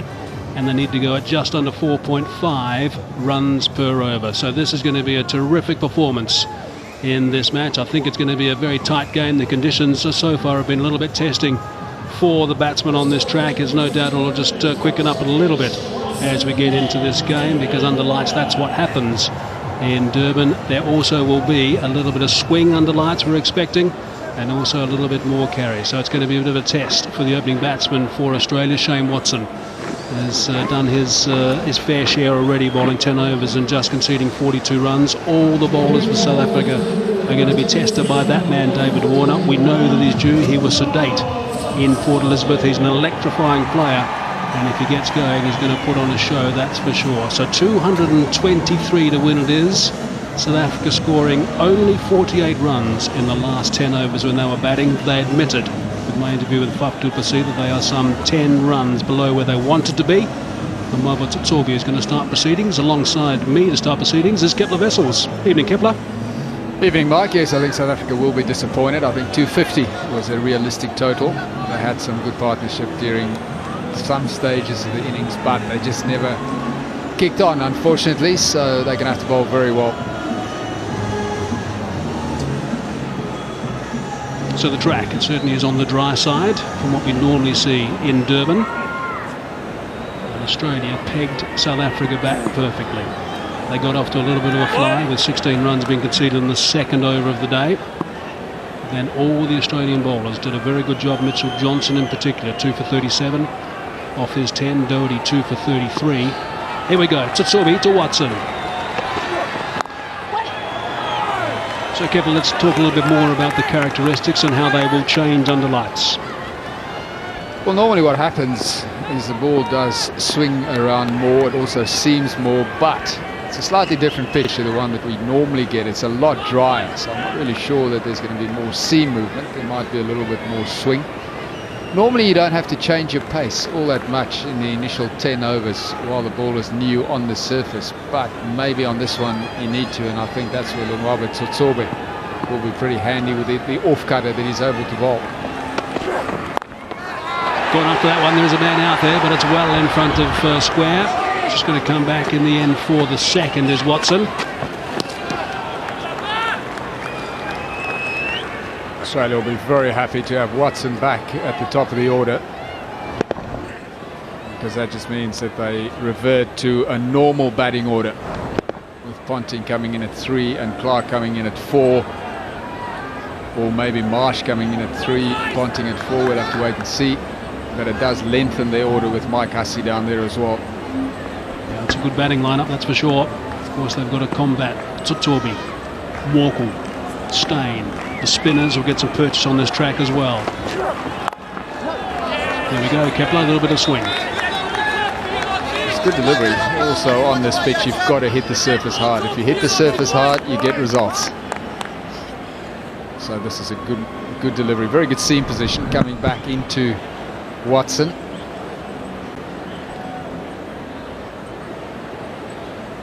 Gee, I think he's done a terrific job on Mavo Tsorbi since this series got underway. The T20s as well on the one day as against Australia. It knows that the Australian team is a fine one. Hitting the bat quite hard as well. Hasn't slipped into 4 gear at this stage. It's been going well for a while now, Lonwaba Tsotsobe. I think we did that series in Dubai against Pakistan where he really stepped up a gear and started to make inroads and bowl pretty well and establish himself in the South African one-day side. And since then, he's been pretty good. There's no doubt a 6'4" left armour who bowls around mid-130s can pose some questions. Put that away. That is racing for 4. He likes him there, Watson. Too short and too wide. Australian openers will both go after anything that's short. This sort of surface with the added bounce does suit them a lot better than the one in Port Elizabeth did. Bit of extra bounce that time. Good way to finish the over, however. 6 from it, 6 for no loss. They've had their injury problems, have Australia, throughout this series, but they're full again. Shaun Marsh is back, Watson's back. That top 6 is potent. Adam will think that he is due some runs as well at 7. Dulstein has been off the boil so far in the one-day series. Looks like he's a little bit short of a gallop, but he likes this surface in Durban. He's got some swing. That'll help him, that'll boost things a little bit.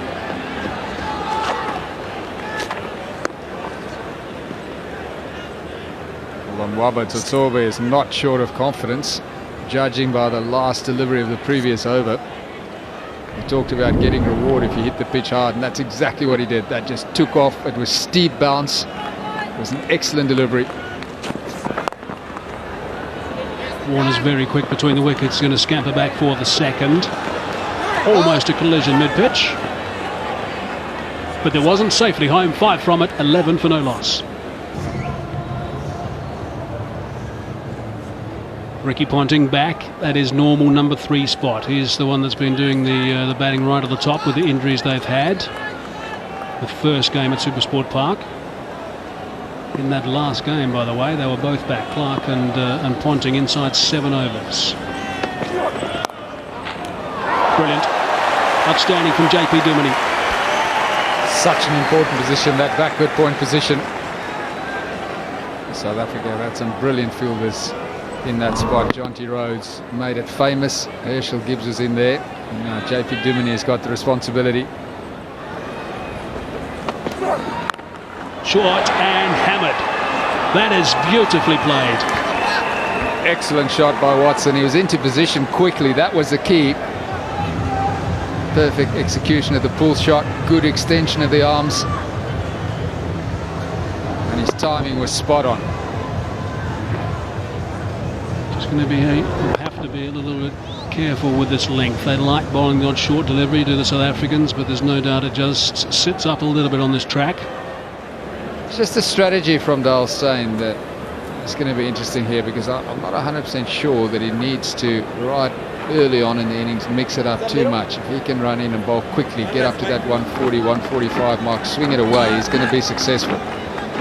But if he tries to mix it up too much early on with the new ball, he might be giving up some of the advantage of that new white ball.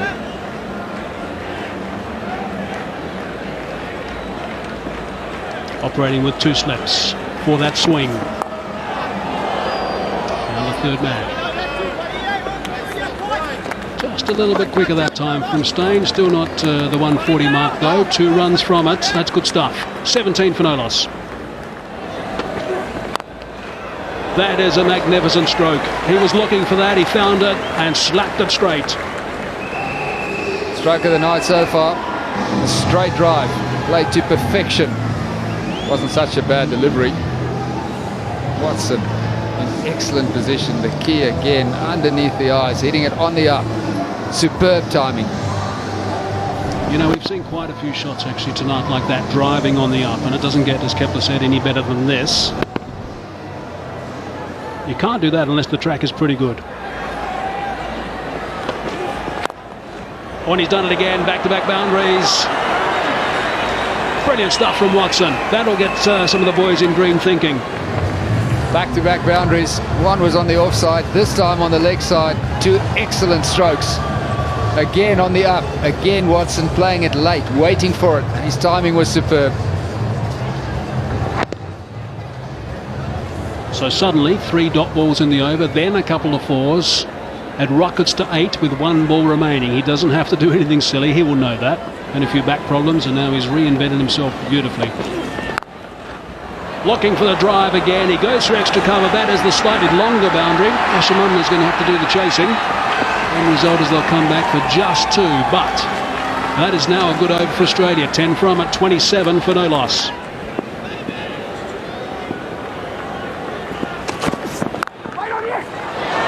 That away as Warner, not for more than 1 though. That's good scrambling from Hashim Amla.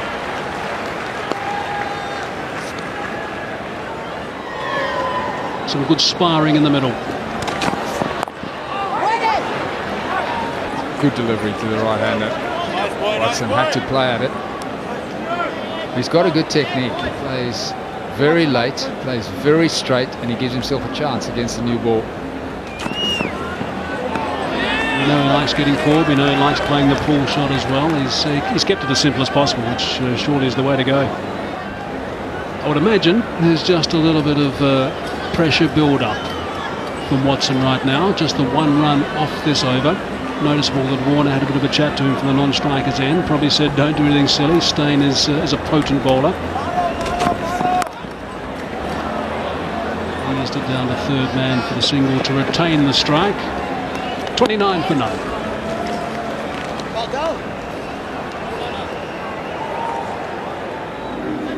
Warner Morkel has had a wonderful series so far. He's very confident, right on top of his game.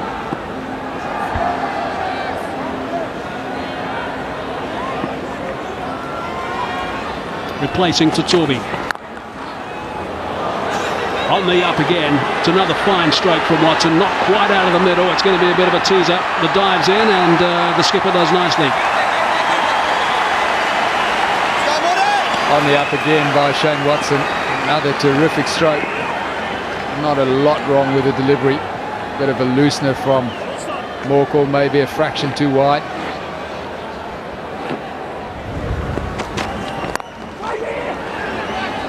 Quick single, good running. Warner is extremely quick between those sticks.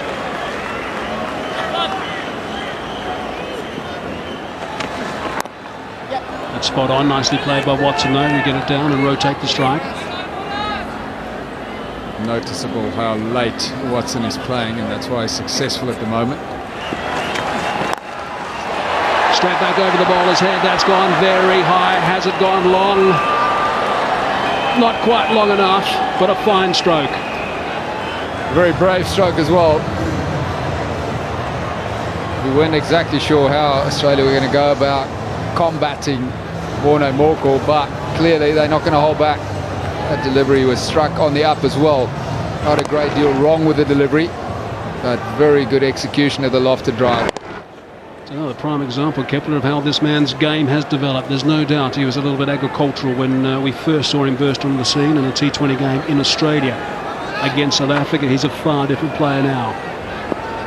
9 from the over, 1 ball remaining.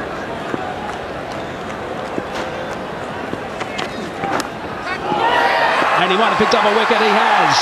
Warner Morkel has struck. What a terrific comeback that was. They realise what a danger man Warner could be, can be, but not tonight. Undecided this time, David Warner, which is unusual for him. He was tentative, wasn't sure whether to play at this or let it go. In the end, he just hung out the bat, came off the outside edge, and a very comfortable catch for Mark Boucher. So Warner Morkel strikes back. David Warner has gone for 10, 38 for 1.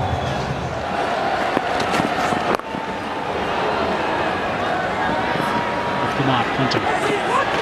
Coming back quite comfortably for the second. Steyn trying to look for the LBW against Ricky Ponting. First couple of deliveries when he comes in. A lot of teams do that. It's because sometimes Ponting commits on the front foot and he plants his front foot and plays it around the front pad. So they all fancy themselves.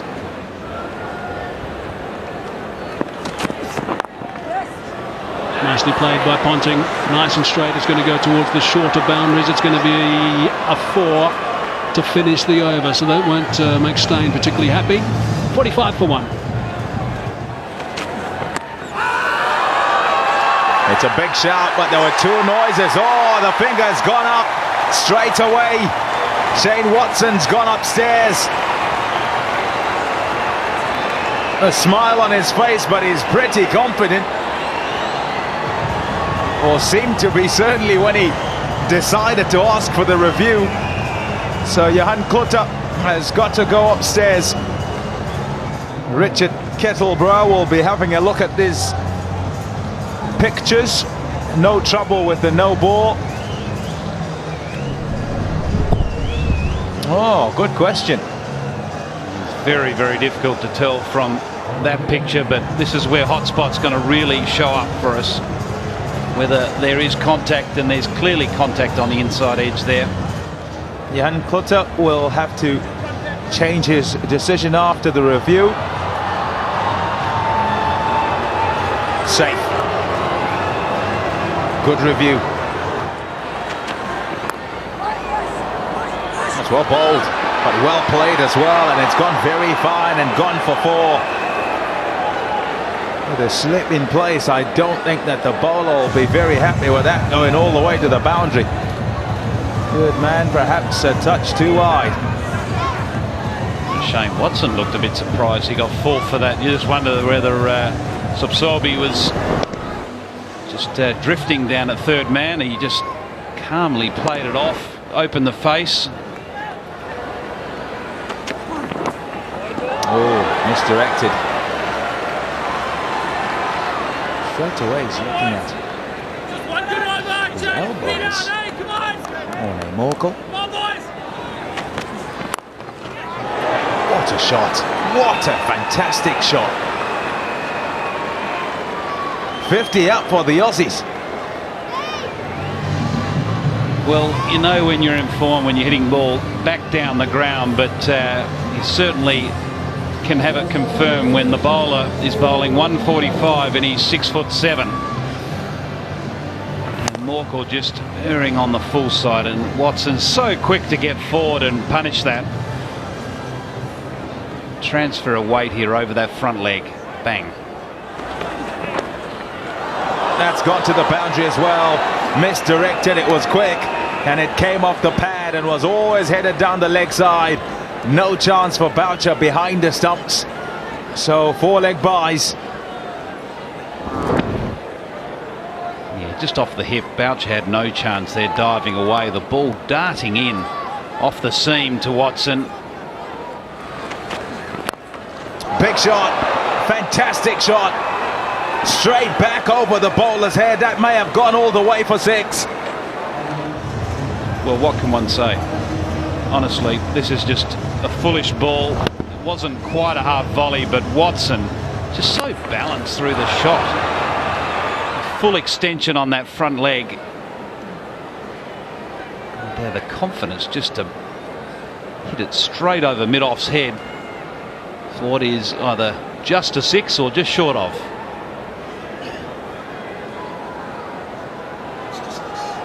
Yep, gone all the way. And he's pretty good at that as well when it's short. Fantastic batting by Shane Watson. 65 for 1, 20 off that one. A change of bowling, a change of pace, which is a good move. Johan Poita has come in, very experienced, played 77 matches. His economy is very good, 4.6. Want to improve on his average there, so that's the number of wickets that he takes will help that. It's Watson though, the danger man, certainly with the way he's going. And Hashim Amla would have been thinking that he's got to change the pace totally, because against the faster bowlers, 43 from 36, and playing it with ease. I'll be wide. You know, I think it's a good move, good captaincy.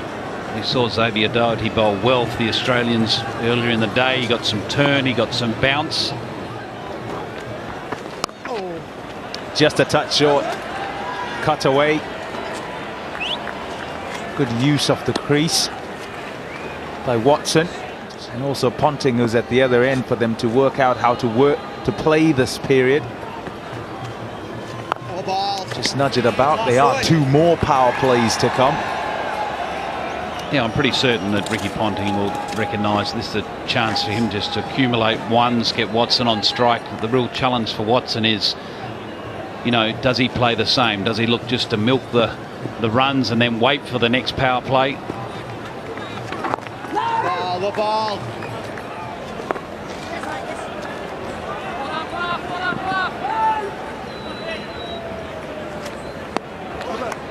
$69 for 1. Jacques Kallis, the half-century whilst batting.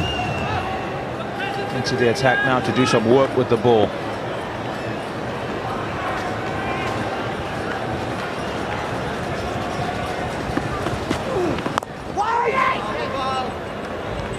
Well, he's got a slip in place, and he's got a backward point, extra cover mid-off, mid-on, so the fielder's on the boundary. There's a deep third man, deep fine leg, deep square and deep cover, so the South Africans still trying to apply pressure on Ponting, make it difficult for him to get off strike, but also keen for that wicket, hence the slips in place. It's in wide position. Good running. Space on that onside. No mid-wicket in place.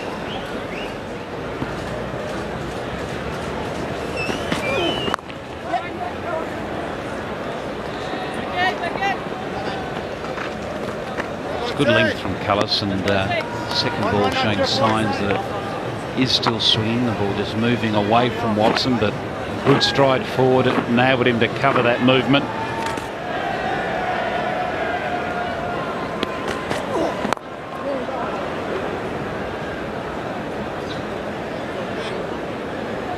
Didn't look all that pretty, that. But I reckon it might well have been looking to try and work the ball onto the onside. Because of the way that the field is set, that's where the single is at mid-wicket.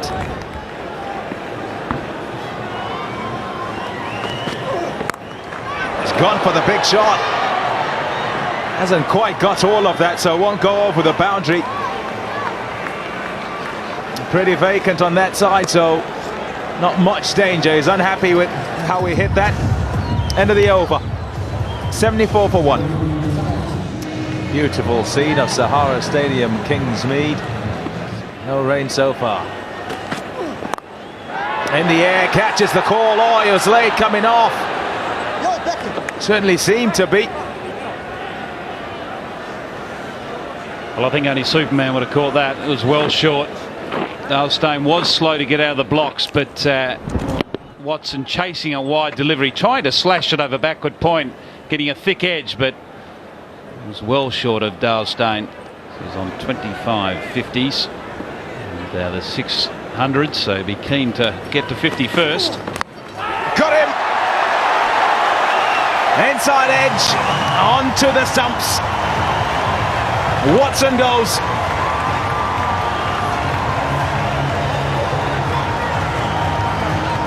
Well, it's a big wicket. Watson goes. He was hitting the ball very cleanly, looking to run at the third man and only getting an inside edge onto his off stump. So Kallis gets the important breakthrough for South Africa. A big wicket. Watson goes, and it's a very good innings for 49. Australia 78 for 2.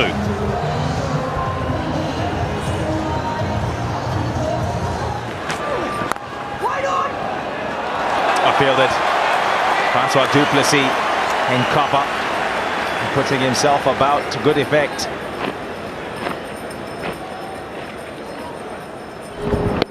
Du Plessis is definitely the pick of the fielders in the South African outfit. He's very athletic, can field anywhere, very quick to get to the ball, not afraid to dive, even though when there's a fielder right in behind him.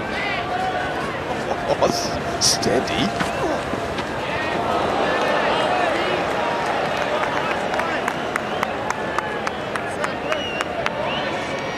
It's a big wicket that South Africa have got, and they've just opened the door a touch. They can try and stall Australia.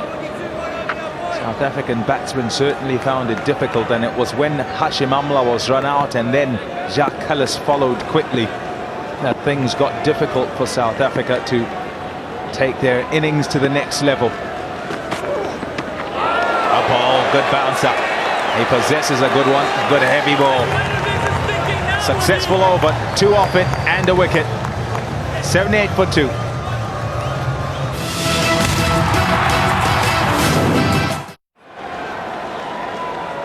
.78 for 2 after 14. 2 new batters. Little touch on it. It'll roll pretty quickly and go over the rope for 4. Really good way to start the over. If you're the batting side, start with the boundary. Making to play the sweep here. Doesn't normally sweep. Ricky Ponting. Just a bit of bat on that. No short fine leg in place. So 4 runs to Ponting. Time for a change in voice. Robin Jackman and Lance Klusener. Catch! Yeah! Just like that.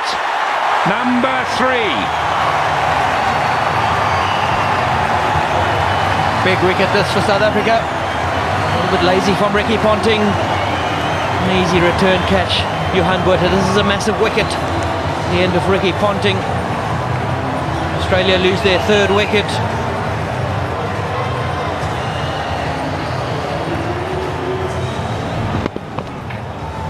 Just stopped a little in the wicket. Doesn't he love it? Doesn't he love it? He knows it's a big wicket. The end of Ricky Ponting. Doesn't stay for long. Caught and bowled Johan Buerta. Australia 82 for 3.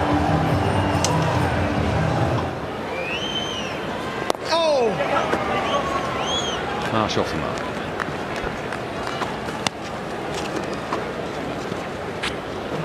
Well, the good start that Australia have got off to is going to allow these 2 batsmen to take their time to get in. Have a look at the bowling of Johan Buerta. That is one good thing that this start has done from an Australian point of view. These guys are going to have time to get in. Tad under 4 needed, so there certainly is time to play yourself in and then to kick on from there. Morne Morkel is he's going to have to hurry. He needed a direct hit from Hashim Amla. Backing up from Jacques Kallis wasn't quite there. Scamper and overthrow. Just getting back to Morne Morkel. He's a quality performer and he's certainly someone who's got 8 overs left up his sleeve. Hashim Amla didn't need to throw, I suppose, in the end. Jacques Kallis failed to back up.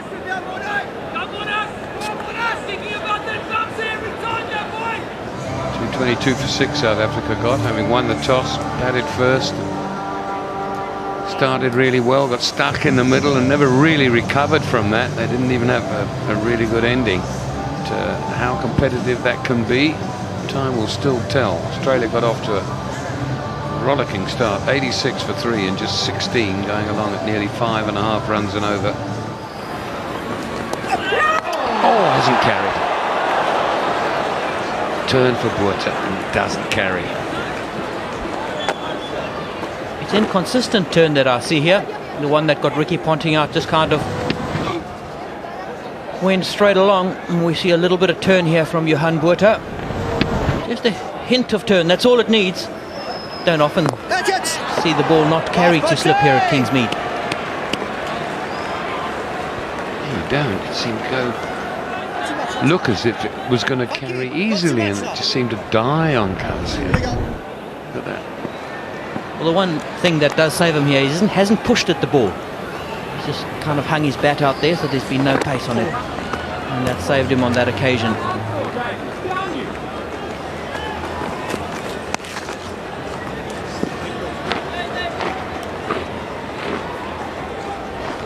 Withers again. Doesn't carry by about a foot in the end. But I can't believe it.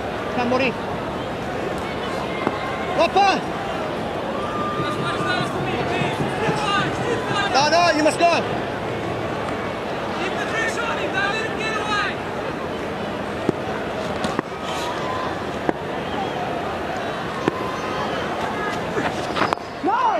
Quicker ball from Buerta. Almost 100 k's an hour, that 96.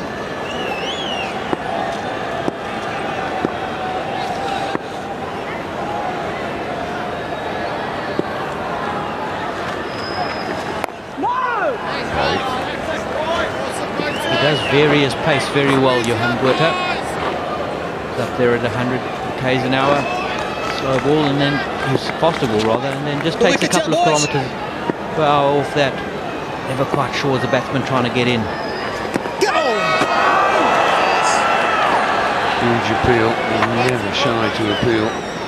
Turned down, end of the over, 87 for 3. A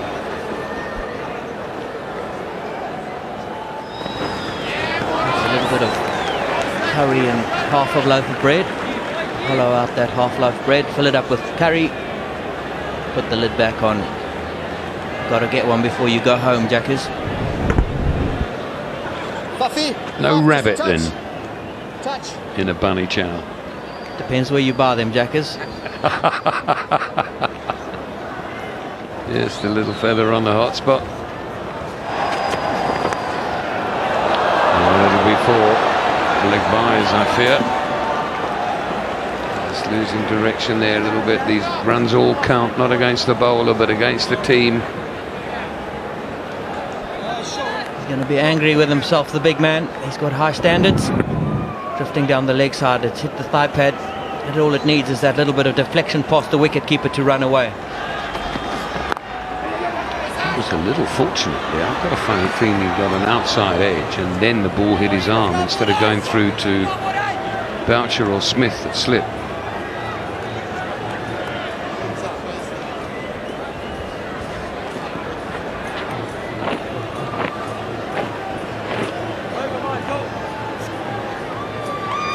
A feeling he gets a beautiful seam presentation. Well, maybe he doesn't. Maybe he doesn't. I think you're right, Jackers. I think there is a little outside edge on that. I'd like to see on hotspot, but if it is, that certainly is very fortunate for him.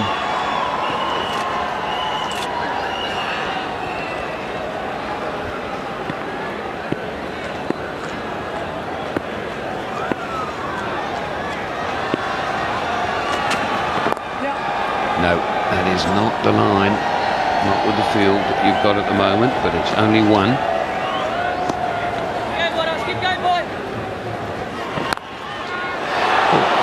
Whoa, that was a tremendous shot, but very nearly ended up in the hands of cover.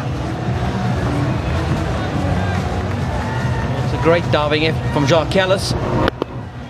Slashed hard as Sean Marsh, and that either goes straight to you or else it goes for 4. The ball comes so quickly there, backward point. Great effort, Jacques Kallis. Just a little bit of width offered.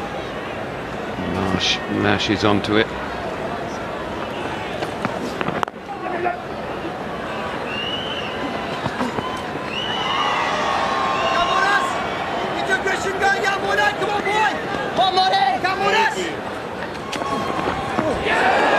Good ball it was too.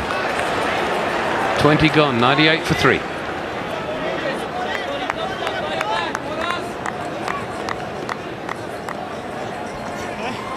There's some good bounces, there's some that aren't so good, and that was a beauty. Looks to play it to start with. No, I'm not going to do that. Well, that was a beauty, and that's why I gave up playing. 98 for 3. It's just a power play summary for you. South Africa got 47 in overs 1 to 10. Australia got 66. Then South Africa 29 in the second one, and only 21 in the third. And work there is to do for 2 new members of the commentary team. Just moved into the commentary box. H.D. Ackermans with Michael Hazeman. Thanks, Robin.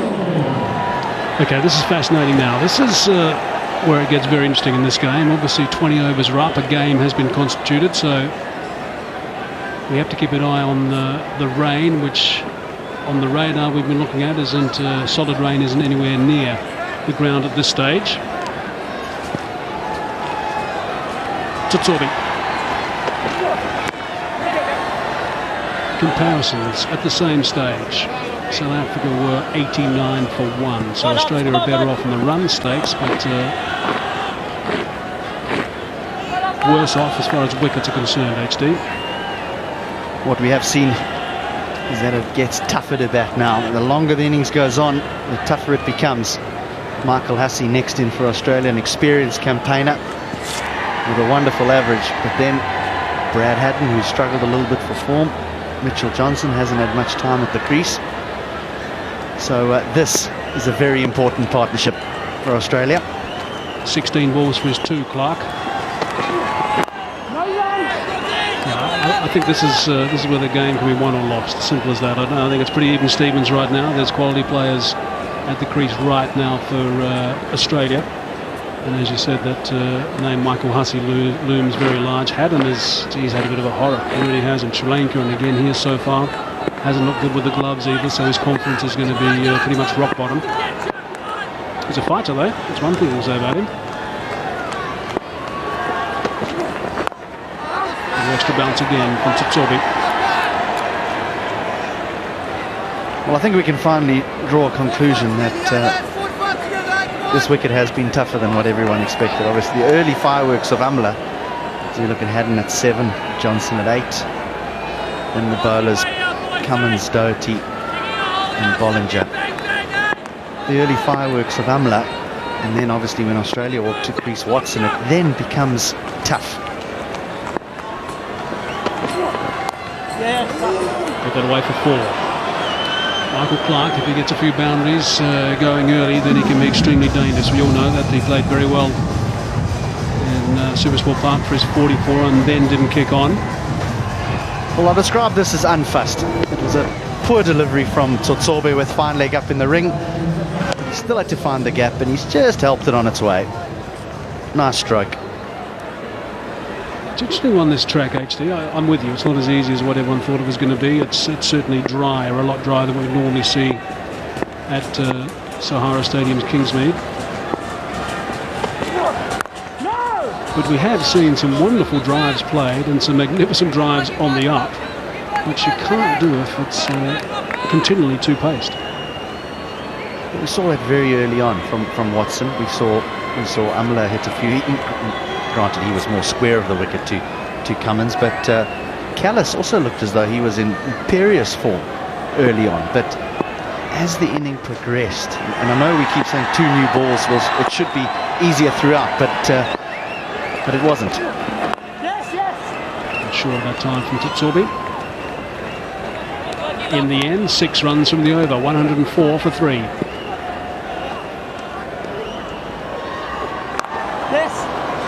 Chopped hard in the ground, back at a square. It's not the biggest boundary. It's going to be a little bit of a tease, and it's going to go for 4.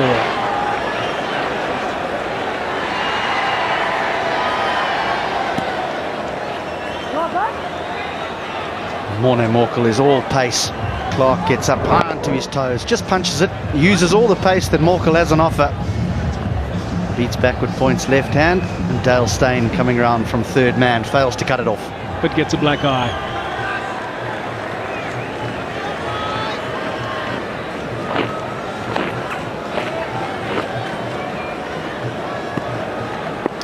So Dale Steyn taking a little bit of a tumble, and Sean Marsh calling safe. Terrific. That is a brilliant shot. He doesn't mind going airborne. We know he's a quality player. So that's 2 boundaries in 2 balls at the start of the over. Saw Shane Watson do this to Morne Morkel early on in his first spell. Morkel taking pace off it. Watson, excuse me. Clark spots it early, lofts it over mid-on. Didn't try and hit it for 6. Just try to get it over mid-on's head.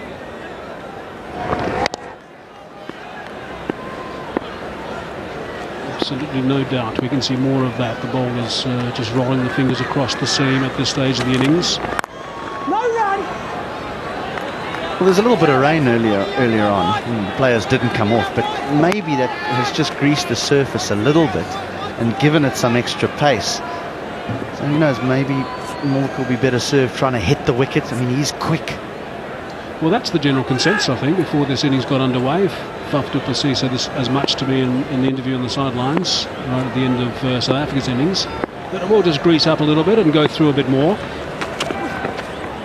And he did bowl earlier, HD, one delivery at 147 k's per hour, which is enough gas.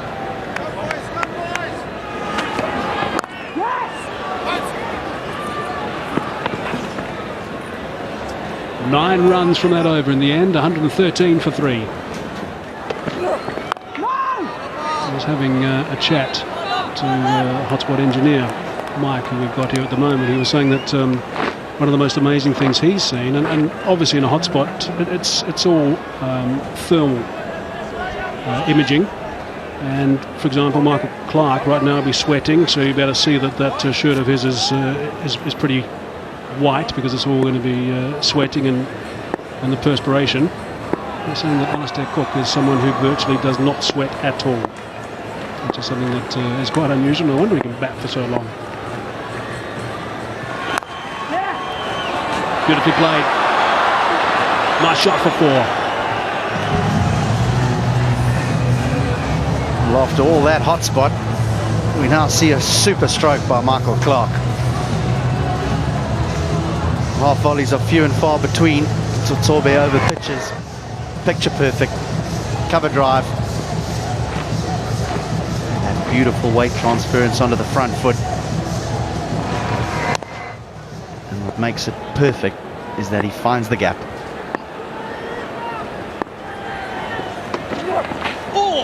Wow, that was just taken off a bit. Clark can't believe that, I don't think. Again, he'll just have to check things a little bit, HD.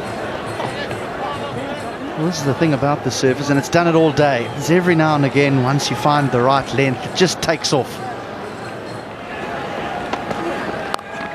He does with the pull shot and executes that superbly.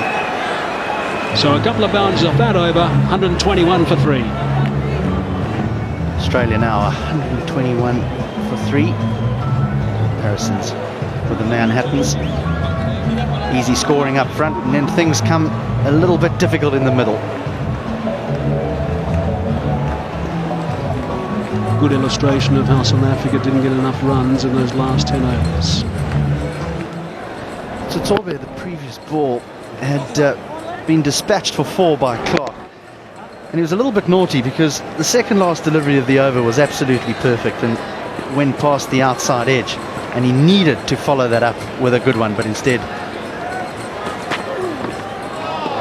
Kallis beating the bat again. Tsobe needed to be on the money after beating the outside edge, but that wasn't. Just look at the way that Shaun Marsh just angles the bat. Jacques Kallis back into the attack now. Of course, he played very well for his 50 earlier. He always has such a job to do, such a workload. So far he's been spot on. Australia, by the way, at the same stage, pretty close to 20 runs ahead of where South Africa were. It seems like the difference actually throughout this whole innings so far has been that one over that went for 20 from Morne Morkowitz. So there is certainly that option if maybe happens to get injured again. Go back to Michael Clark here a little bit. I think tactically he's been superb over the course of this series. He really looks as though he's taken to captaincy like a duck to water. He looks as though he's very thoughtful. He picks up on things very quickly. And I've been very impressed. There's absolutely no doubt that he's been feeding off Ricky Ponting for a long time, so that would help enormously. A terrific working relationship. A slip again from Shaun Marsh. He won't have to make sure he's got longer strikes, perhaps. End of the over, 24 gone, 124 for 3. Well, South Africa weren't dominant during the power play. Australia have been just a little bit better. Some lovely timing from Michael Clark, and then a beautiful stroke back over the head off Morkel, and then Tsobe. Well, he was a little bit loose in the last over. Well, I think it's a vital spell here from Jan Buerta. His first 5 were sensational, but he's going to have to put a hold on things because he's just released a little bit the pressure when Tsobe's last over.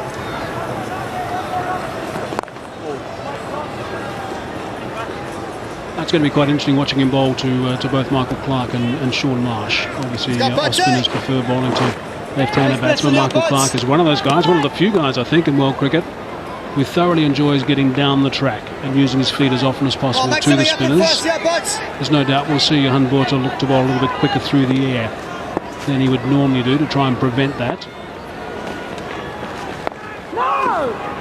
Well, I'm going to ask you a question now, Mike. Having played a bit of cricket in Australia, and I might be completely wrong here, but it seems to me that Australia have a better record playing against balls that turn away from the bat, being right-handers, than they do the ball turning into them.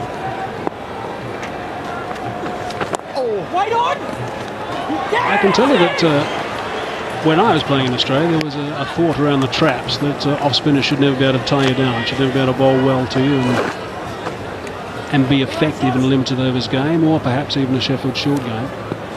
But of course that art has evolved enormously since then, with the likes of Matai Muralidharan and the variations, Harbhajan Singh's, although I see he's been left out of the test squad today. He's gone off the boil a bit.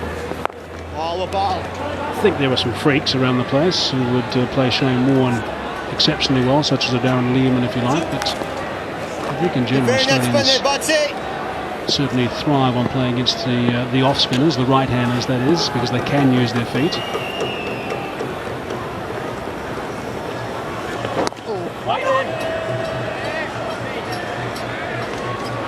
And I wonder how much real out-and-out quality there is these days at the first-class level. That's obviously the breeding ground. That's where you learn all that stuff as you come through and play at the higher level as a national and international player. A little bit quicker that time, and it's an edge, hasn't carried and gone through for 4 runs to finish the over. So that'll be frustrating for Johan Botha. 6 coming from that, 130 for 3. So this partnership now with 48, 63 balls. Clarke and Marsh, there's lots of communication between the two of them. Hussey to come in next. That's a name that... what about that, HD? 15,000 first-class runs before his first test match. If I'm not mistaken, 170-odd first-class games before his first international.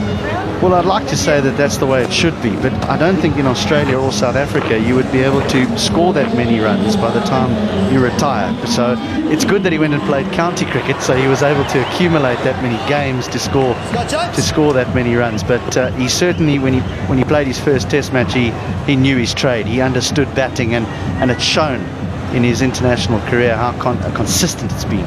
It's 2 careers for some before you get your first international game. Amazing.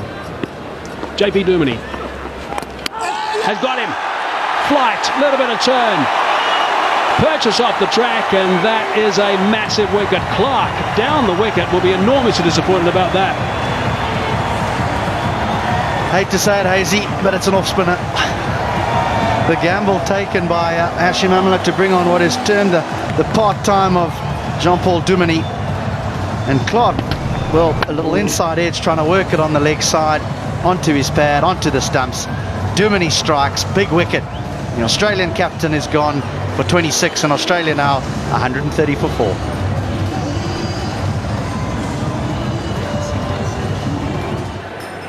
Things about this time of an innings when things are not going quite as well as you would have liked as a batting team, for example, is that you've got to make sure the game isn't rushed past you. Sharp work from Boucher that time. Wide has been called. You've got to try and slow the game down to your speed a little bit, which is something that Hussey is brilliant at. He won't be rushed at all.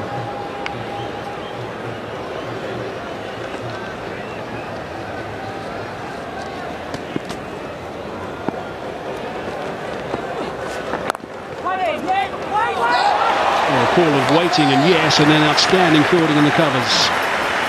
He brings a lot of energy to proceedings, does Francois. He's so quick over the ground. Wonderfully fielded. Opens his accounts. Brilliant stuff from JP, 1 from it, and also the huge wicket of Clarke, 132 for 4. And this is the prime example of what teams like to do. You've got a new man at the crease. You've got Marsh, who's been there for a while now for his 18. I'll try and scoot through as many overs as they possibly can with the spinners, just to try and get through half a dozen. I said that Hussey won't be flustered. He won't. He'll use his experience and communicate a lot, I think, with Sean Marsh, who himself is one of those guys who doesn't get rushed. And it'll be a nice little ploy here from South Africa to try and get through a few overs before they realise.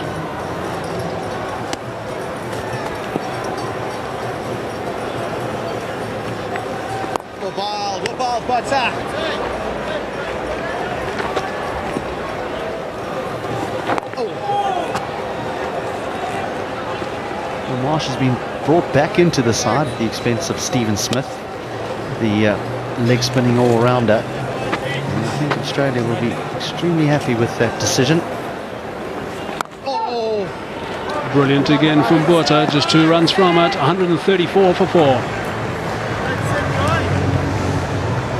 27 overs gone, 134 for 4 it is.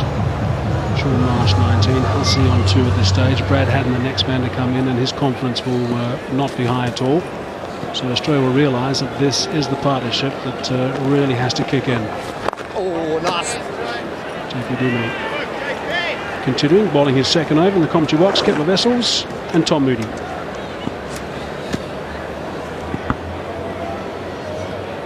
Thanks, Mike.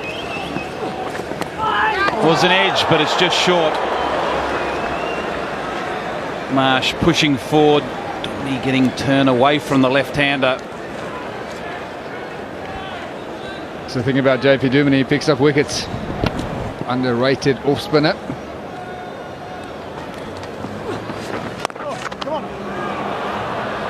Short on that occasion. Cutting away through the offside, a comfortable 2. You say Kepler, underrated off-spinner. Would South Africa ever consider in Test match cricket just playing him as the sole spinner if the conditions were, sort of more seamer friendly?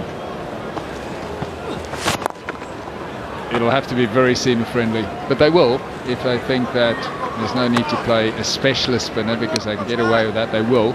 But as I said, it'll have to be really seamer friendly. Sky Jumps. What they may do is try and play him as a second spinner if they think they need 2 spinners.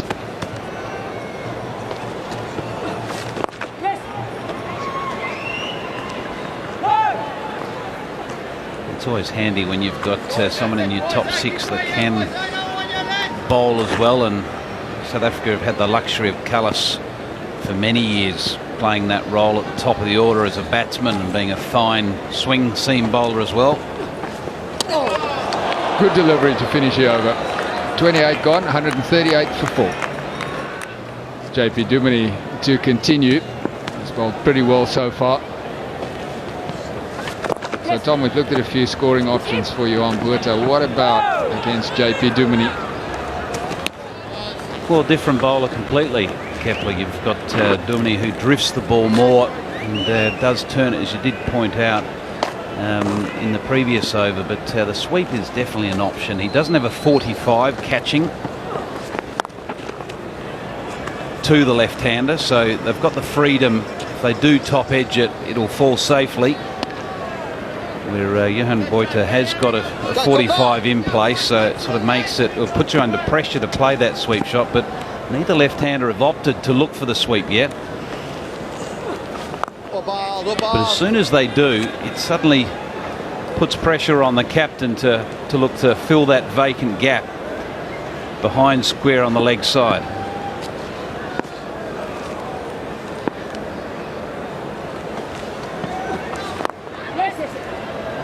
Mike Hussey plays the sweep shot pretty well. What about Sean Marsh? Marsh is brought up on the whacker, which is, as you know, a quick bouncy wicket. You don't tend to face a lot of spin, so he will tend to look to hit down the ground. Again, spin along the ground, and if he's looking to be aggressive, he'll take it on over the top. It's not a natural sweeper, no.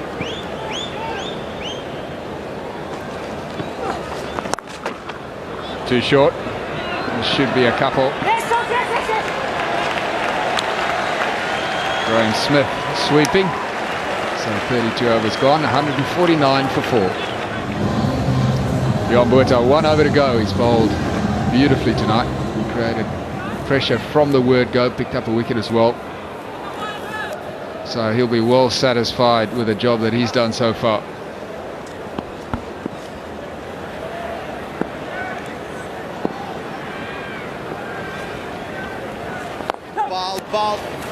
He will be satisfied, but he'll be very keen to take another wicket. He's clearly the most difficult bowler to face out there, and the run rate certainly reflects that, in that he's just over 2 and over the Australians can manage off him.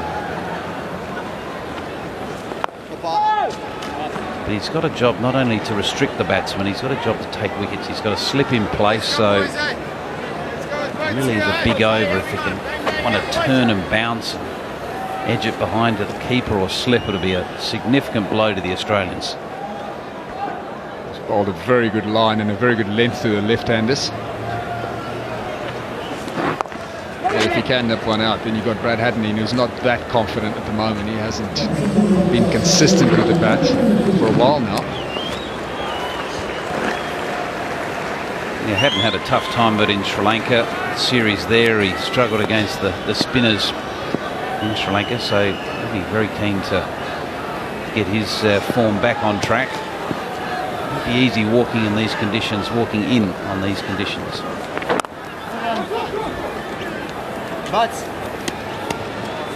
So at the moment, Sean Marsh just content to try and see Yombueta off. He's just got the 2 deliveries left. It's been an excellent spell.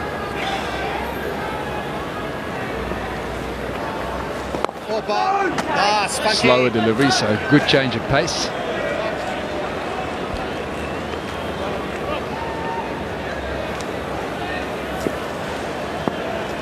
Scott Butsy!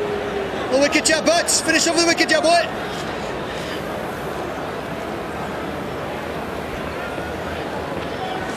Oh! Just a single to finish the over and finish the spell. It's been an excellent one, so 151 now for 4.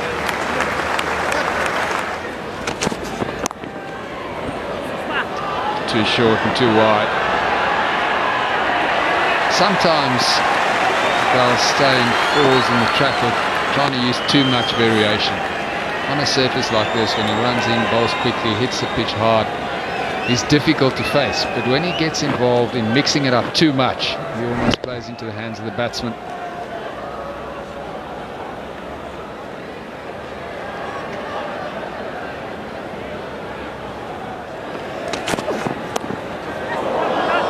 Late cut, should be a couple. Yeah, I think especially early in the series. So once he gets into his stride, he bowls quite a bit early in the series. He's got his rhythm. Then you can give him a break and a rest. But I just felt that not to play him in those T20 matches. He didn't play much in the Champions League. No first-class cricket for him at all. Just makes it hard for him. I think you'd rather get him into nick early, and then if you need to give him a break later on, once he's got his rhythm, then fair enough.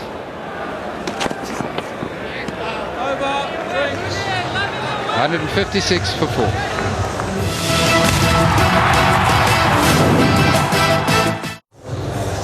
So Australia in pursuit of what we sort of think is a modest total by South Africa. It could of course change if they go on to win the game, but Australia on their way there if this partnership continues. They started off well. And again, breakthrough with his very first delivery, and a very important breakthrough. Well, Duminy strikes. Marsh looking to hit square on the offside, and the angle, the drift, and the extra pace on the delivery just going straight through Marsh's defence. Marsh looking to play square of the wicket, where he arguably should have been looking down the ground. So Duminy strikes a big wicket for South Africa. Marsh goes for 30. It's 156 for 5.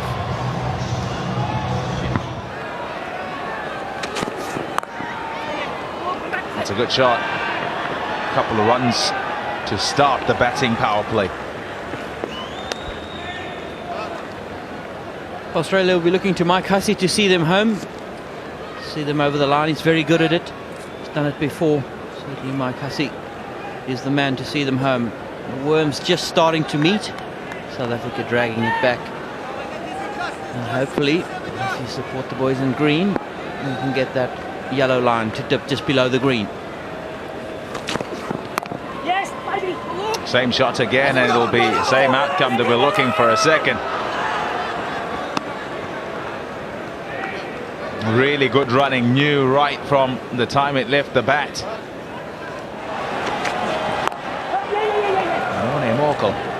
Into the attack to bowl in the power play. He's not at a great time of it today. An over of 20. The second over that he bowled, and that was because of Shane Watson. Hashim Amla will be hoping that he can come back here and in this part of the game be a significant factor to turning it towards South Africa. Here's a wicket taker, Morne Morkel.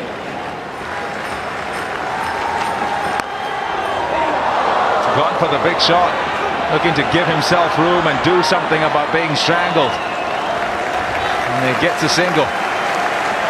He was feeling the heat with Brad Haddin. 8 balls it took before he could get off the mark. And at this point of the innings, he wants to get Mike Hussey on strike.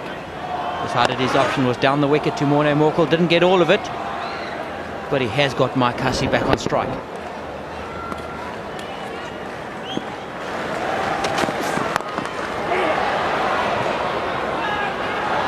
He's done well there, Brad Haddin, to get off strike after just one ball. Before, it'd been quite a few each time that he'd faced before getting Hussey back on strike.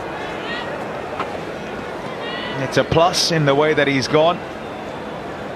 Has to get better all the time as this partnership builds, as Australia go towards that winning target.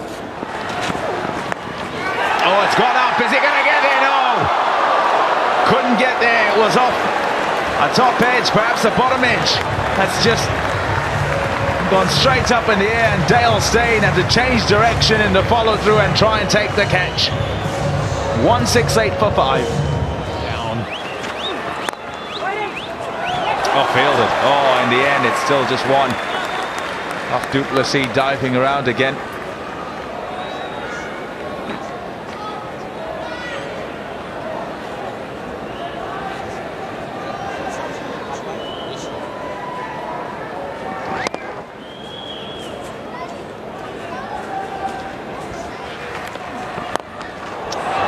What a shot. What a fantastic shot. 6 runs. It's a super shot. You don't just hit Morne Morkel back over his head every day. Top shot. Is it a slower ball? I think maybe he's picked it, but certainly it is a great shot straight over. The advertising behind Morne Morkel's head, the safest place on the field to hit it.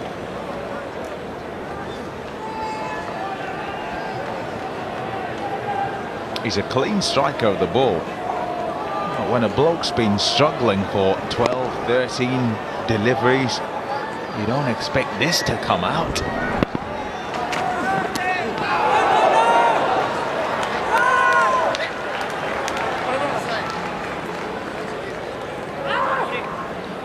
$175 for 5. Maybe a little bit of Faf du Plessis.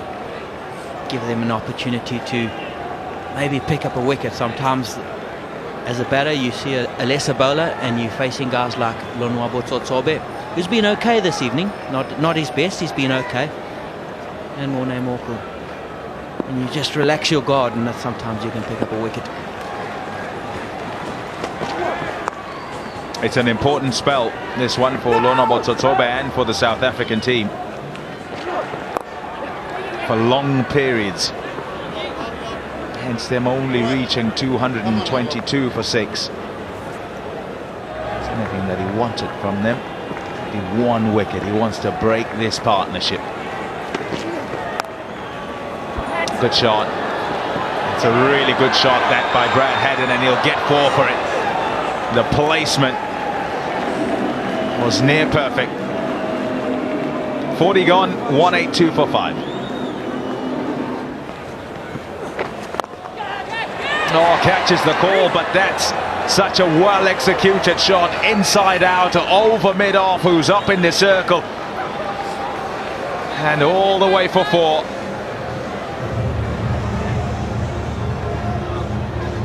Brad Haddon, a little shimmy down the wicket, and he's hit it exactly where he aimed. Mid-off up in the circle, and there's lots of space over his head. Top shot.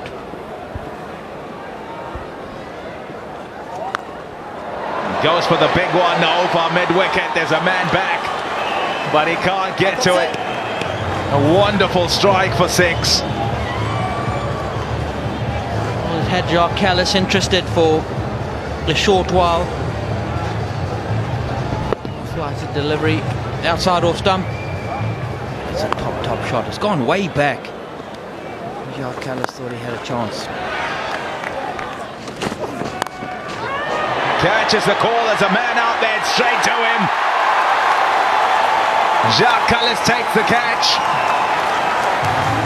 Haddon, after playing beautifully in the latter part of his innings, has got to go back to the change room. He's going to be mad with himself. He didn't need to play this shot. He's out of area over cover. The ball's just gone a bit too square. He's found Jacques Kallis. He'll stay over the moon. He knows how big that wicket is. The end of Brad Haddon. 23 caught Kallis ball stay in Australia. 194 for 6.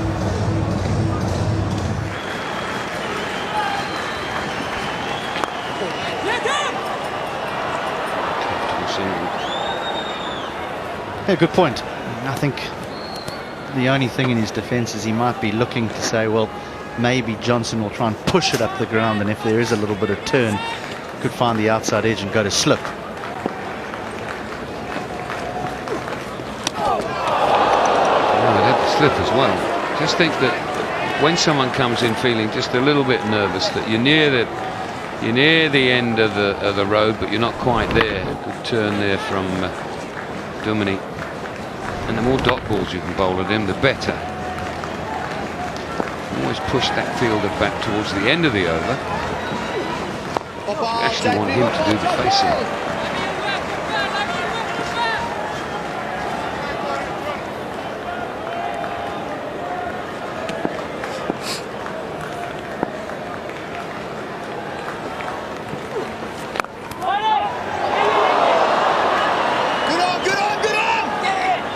Back for a second.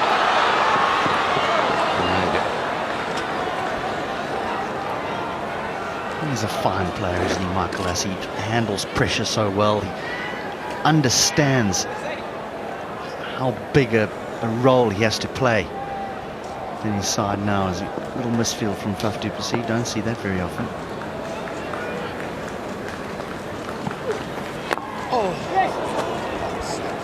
Brings up the 200. Hussey keeps the strike. 200 for 6.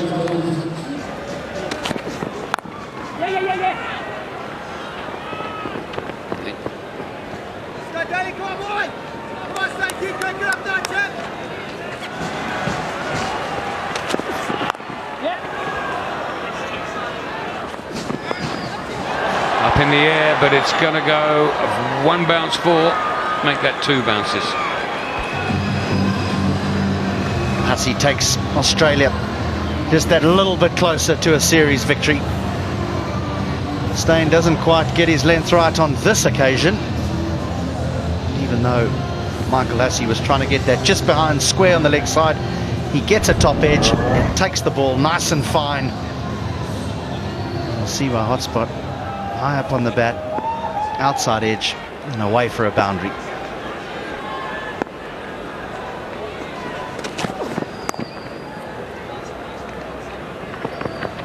Very, very good finisher. He's had the pleasure, if you like, of not having to score quickly, because Watson set South Africa back with a blistering innings up front. So less than 4 over has been required for some period of time. So that reduces the risk element.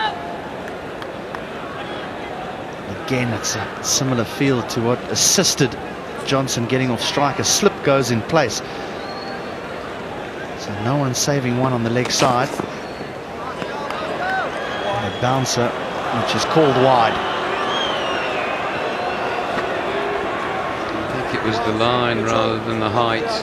Still a little bit on the leg side. 2 on the leg side for Gunnar Gould. Down the ground and 4. Hush around the Sahara Kingsmead. 44 gone. 212 for 6.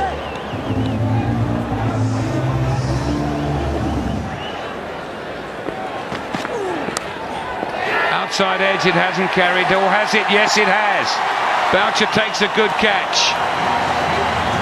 Is there a twist in the tail?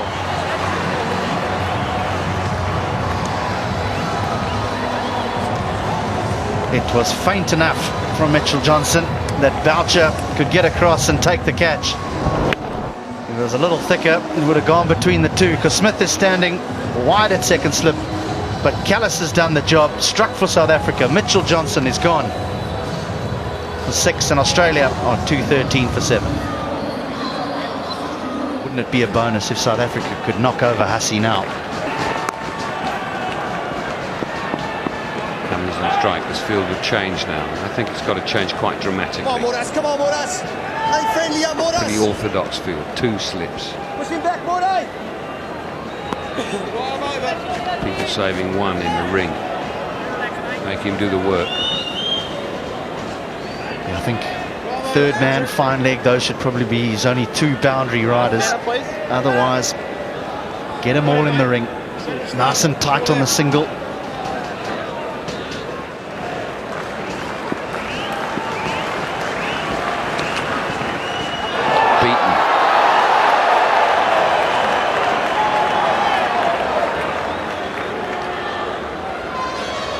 This is the length. If it's good enough for a top order player, why not to a tail ender?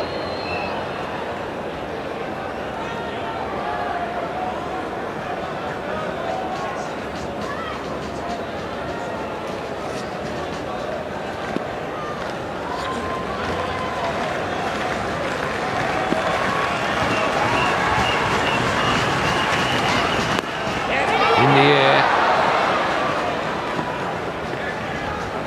Off the pad. Hussey on strike. Doesn't matter how you get up the other end, even if you get bruised doing it. Now what do you do? 1 delivery remaining. You want to try and keep him on strike, but that might mean you open up a gap for him to find a boundary. Fine leg back, third man. There's a sweeper on the offside. Square leg back. So just 5 in the ring.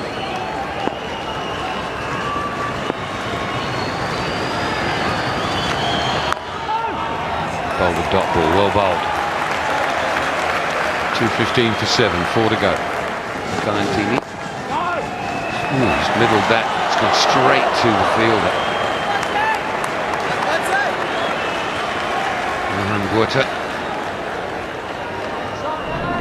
Handbuerter likes to have a shot at the stumps even if a batsman's well home. So he doesn't need a second invitation.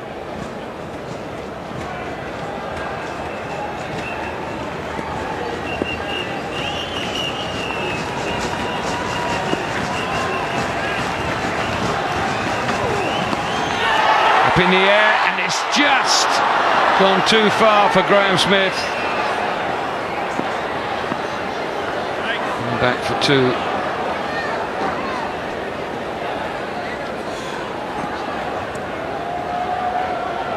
I think Jacques Kallis is saying, Smithy, why didn't you have a dive?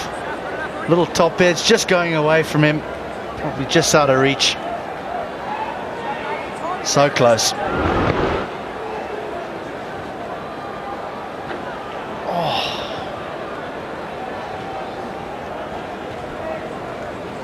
Only had to go just a little bit higher.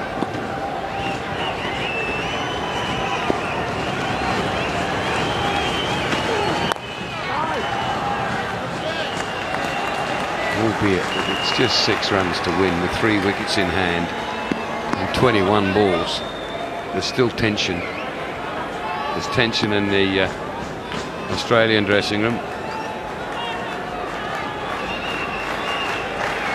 We've been there before.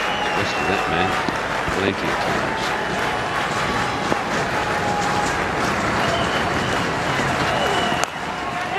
Oh, that will will be 4. It'll beat third man. Only just, but it has.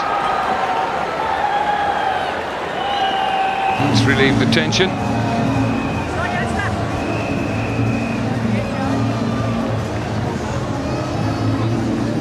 Just too much width from Jacques Kallis. The young man doesn't need a second invitation. He just lets his arms go. Granted, it goes through the air, but it's safe all the way. And, third man not going to get round to cut that off.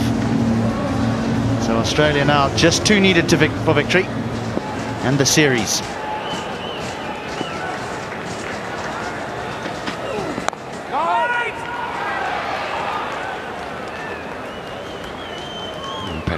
Should he hit these runs, he'll feel it'll be a moment in his career that he'll never ever forget, even when he's played 100 test matches and another 200 ODIs, however which way his career goes. He'll always remember this moment at Kingsmead.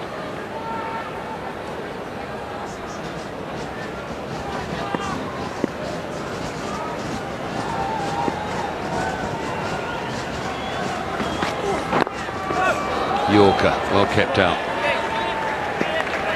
221 for 7. In the mid-off, nose.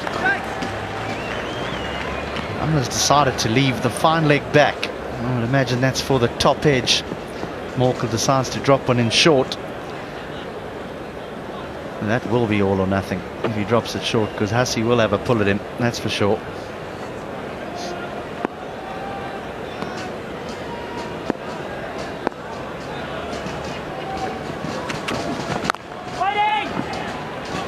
That hat-trick you were talking about earlier, HD, quite timeless now, wouldn't it?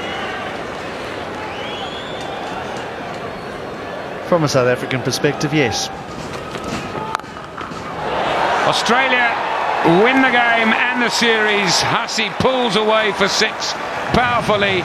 Young Patrick Cummins was out there at the end. It'll be an evening he won't forget either.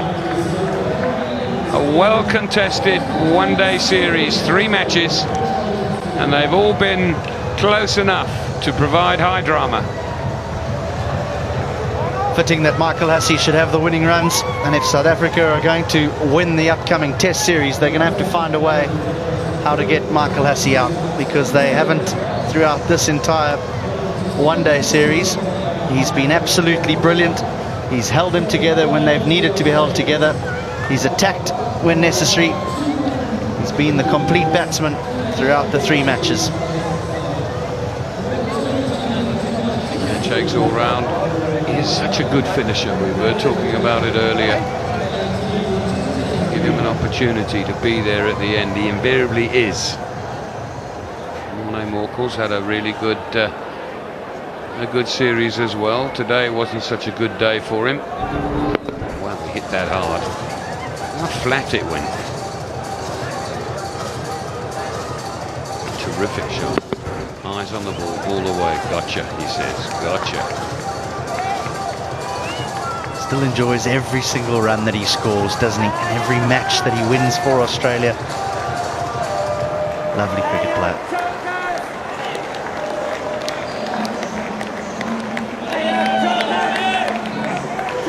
Australians come down from their dressing room, meet the South Africans as they leave. I've said this so often, they have such great respect for each other, these 2 teams. They play some really hard-fought cricket.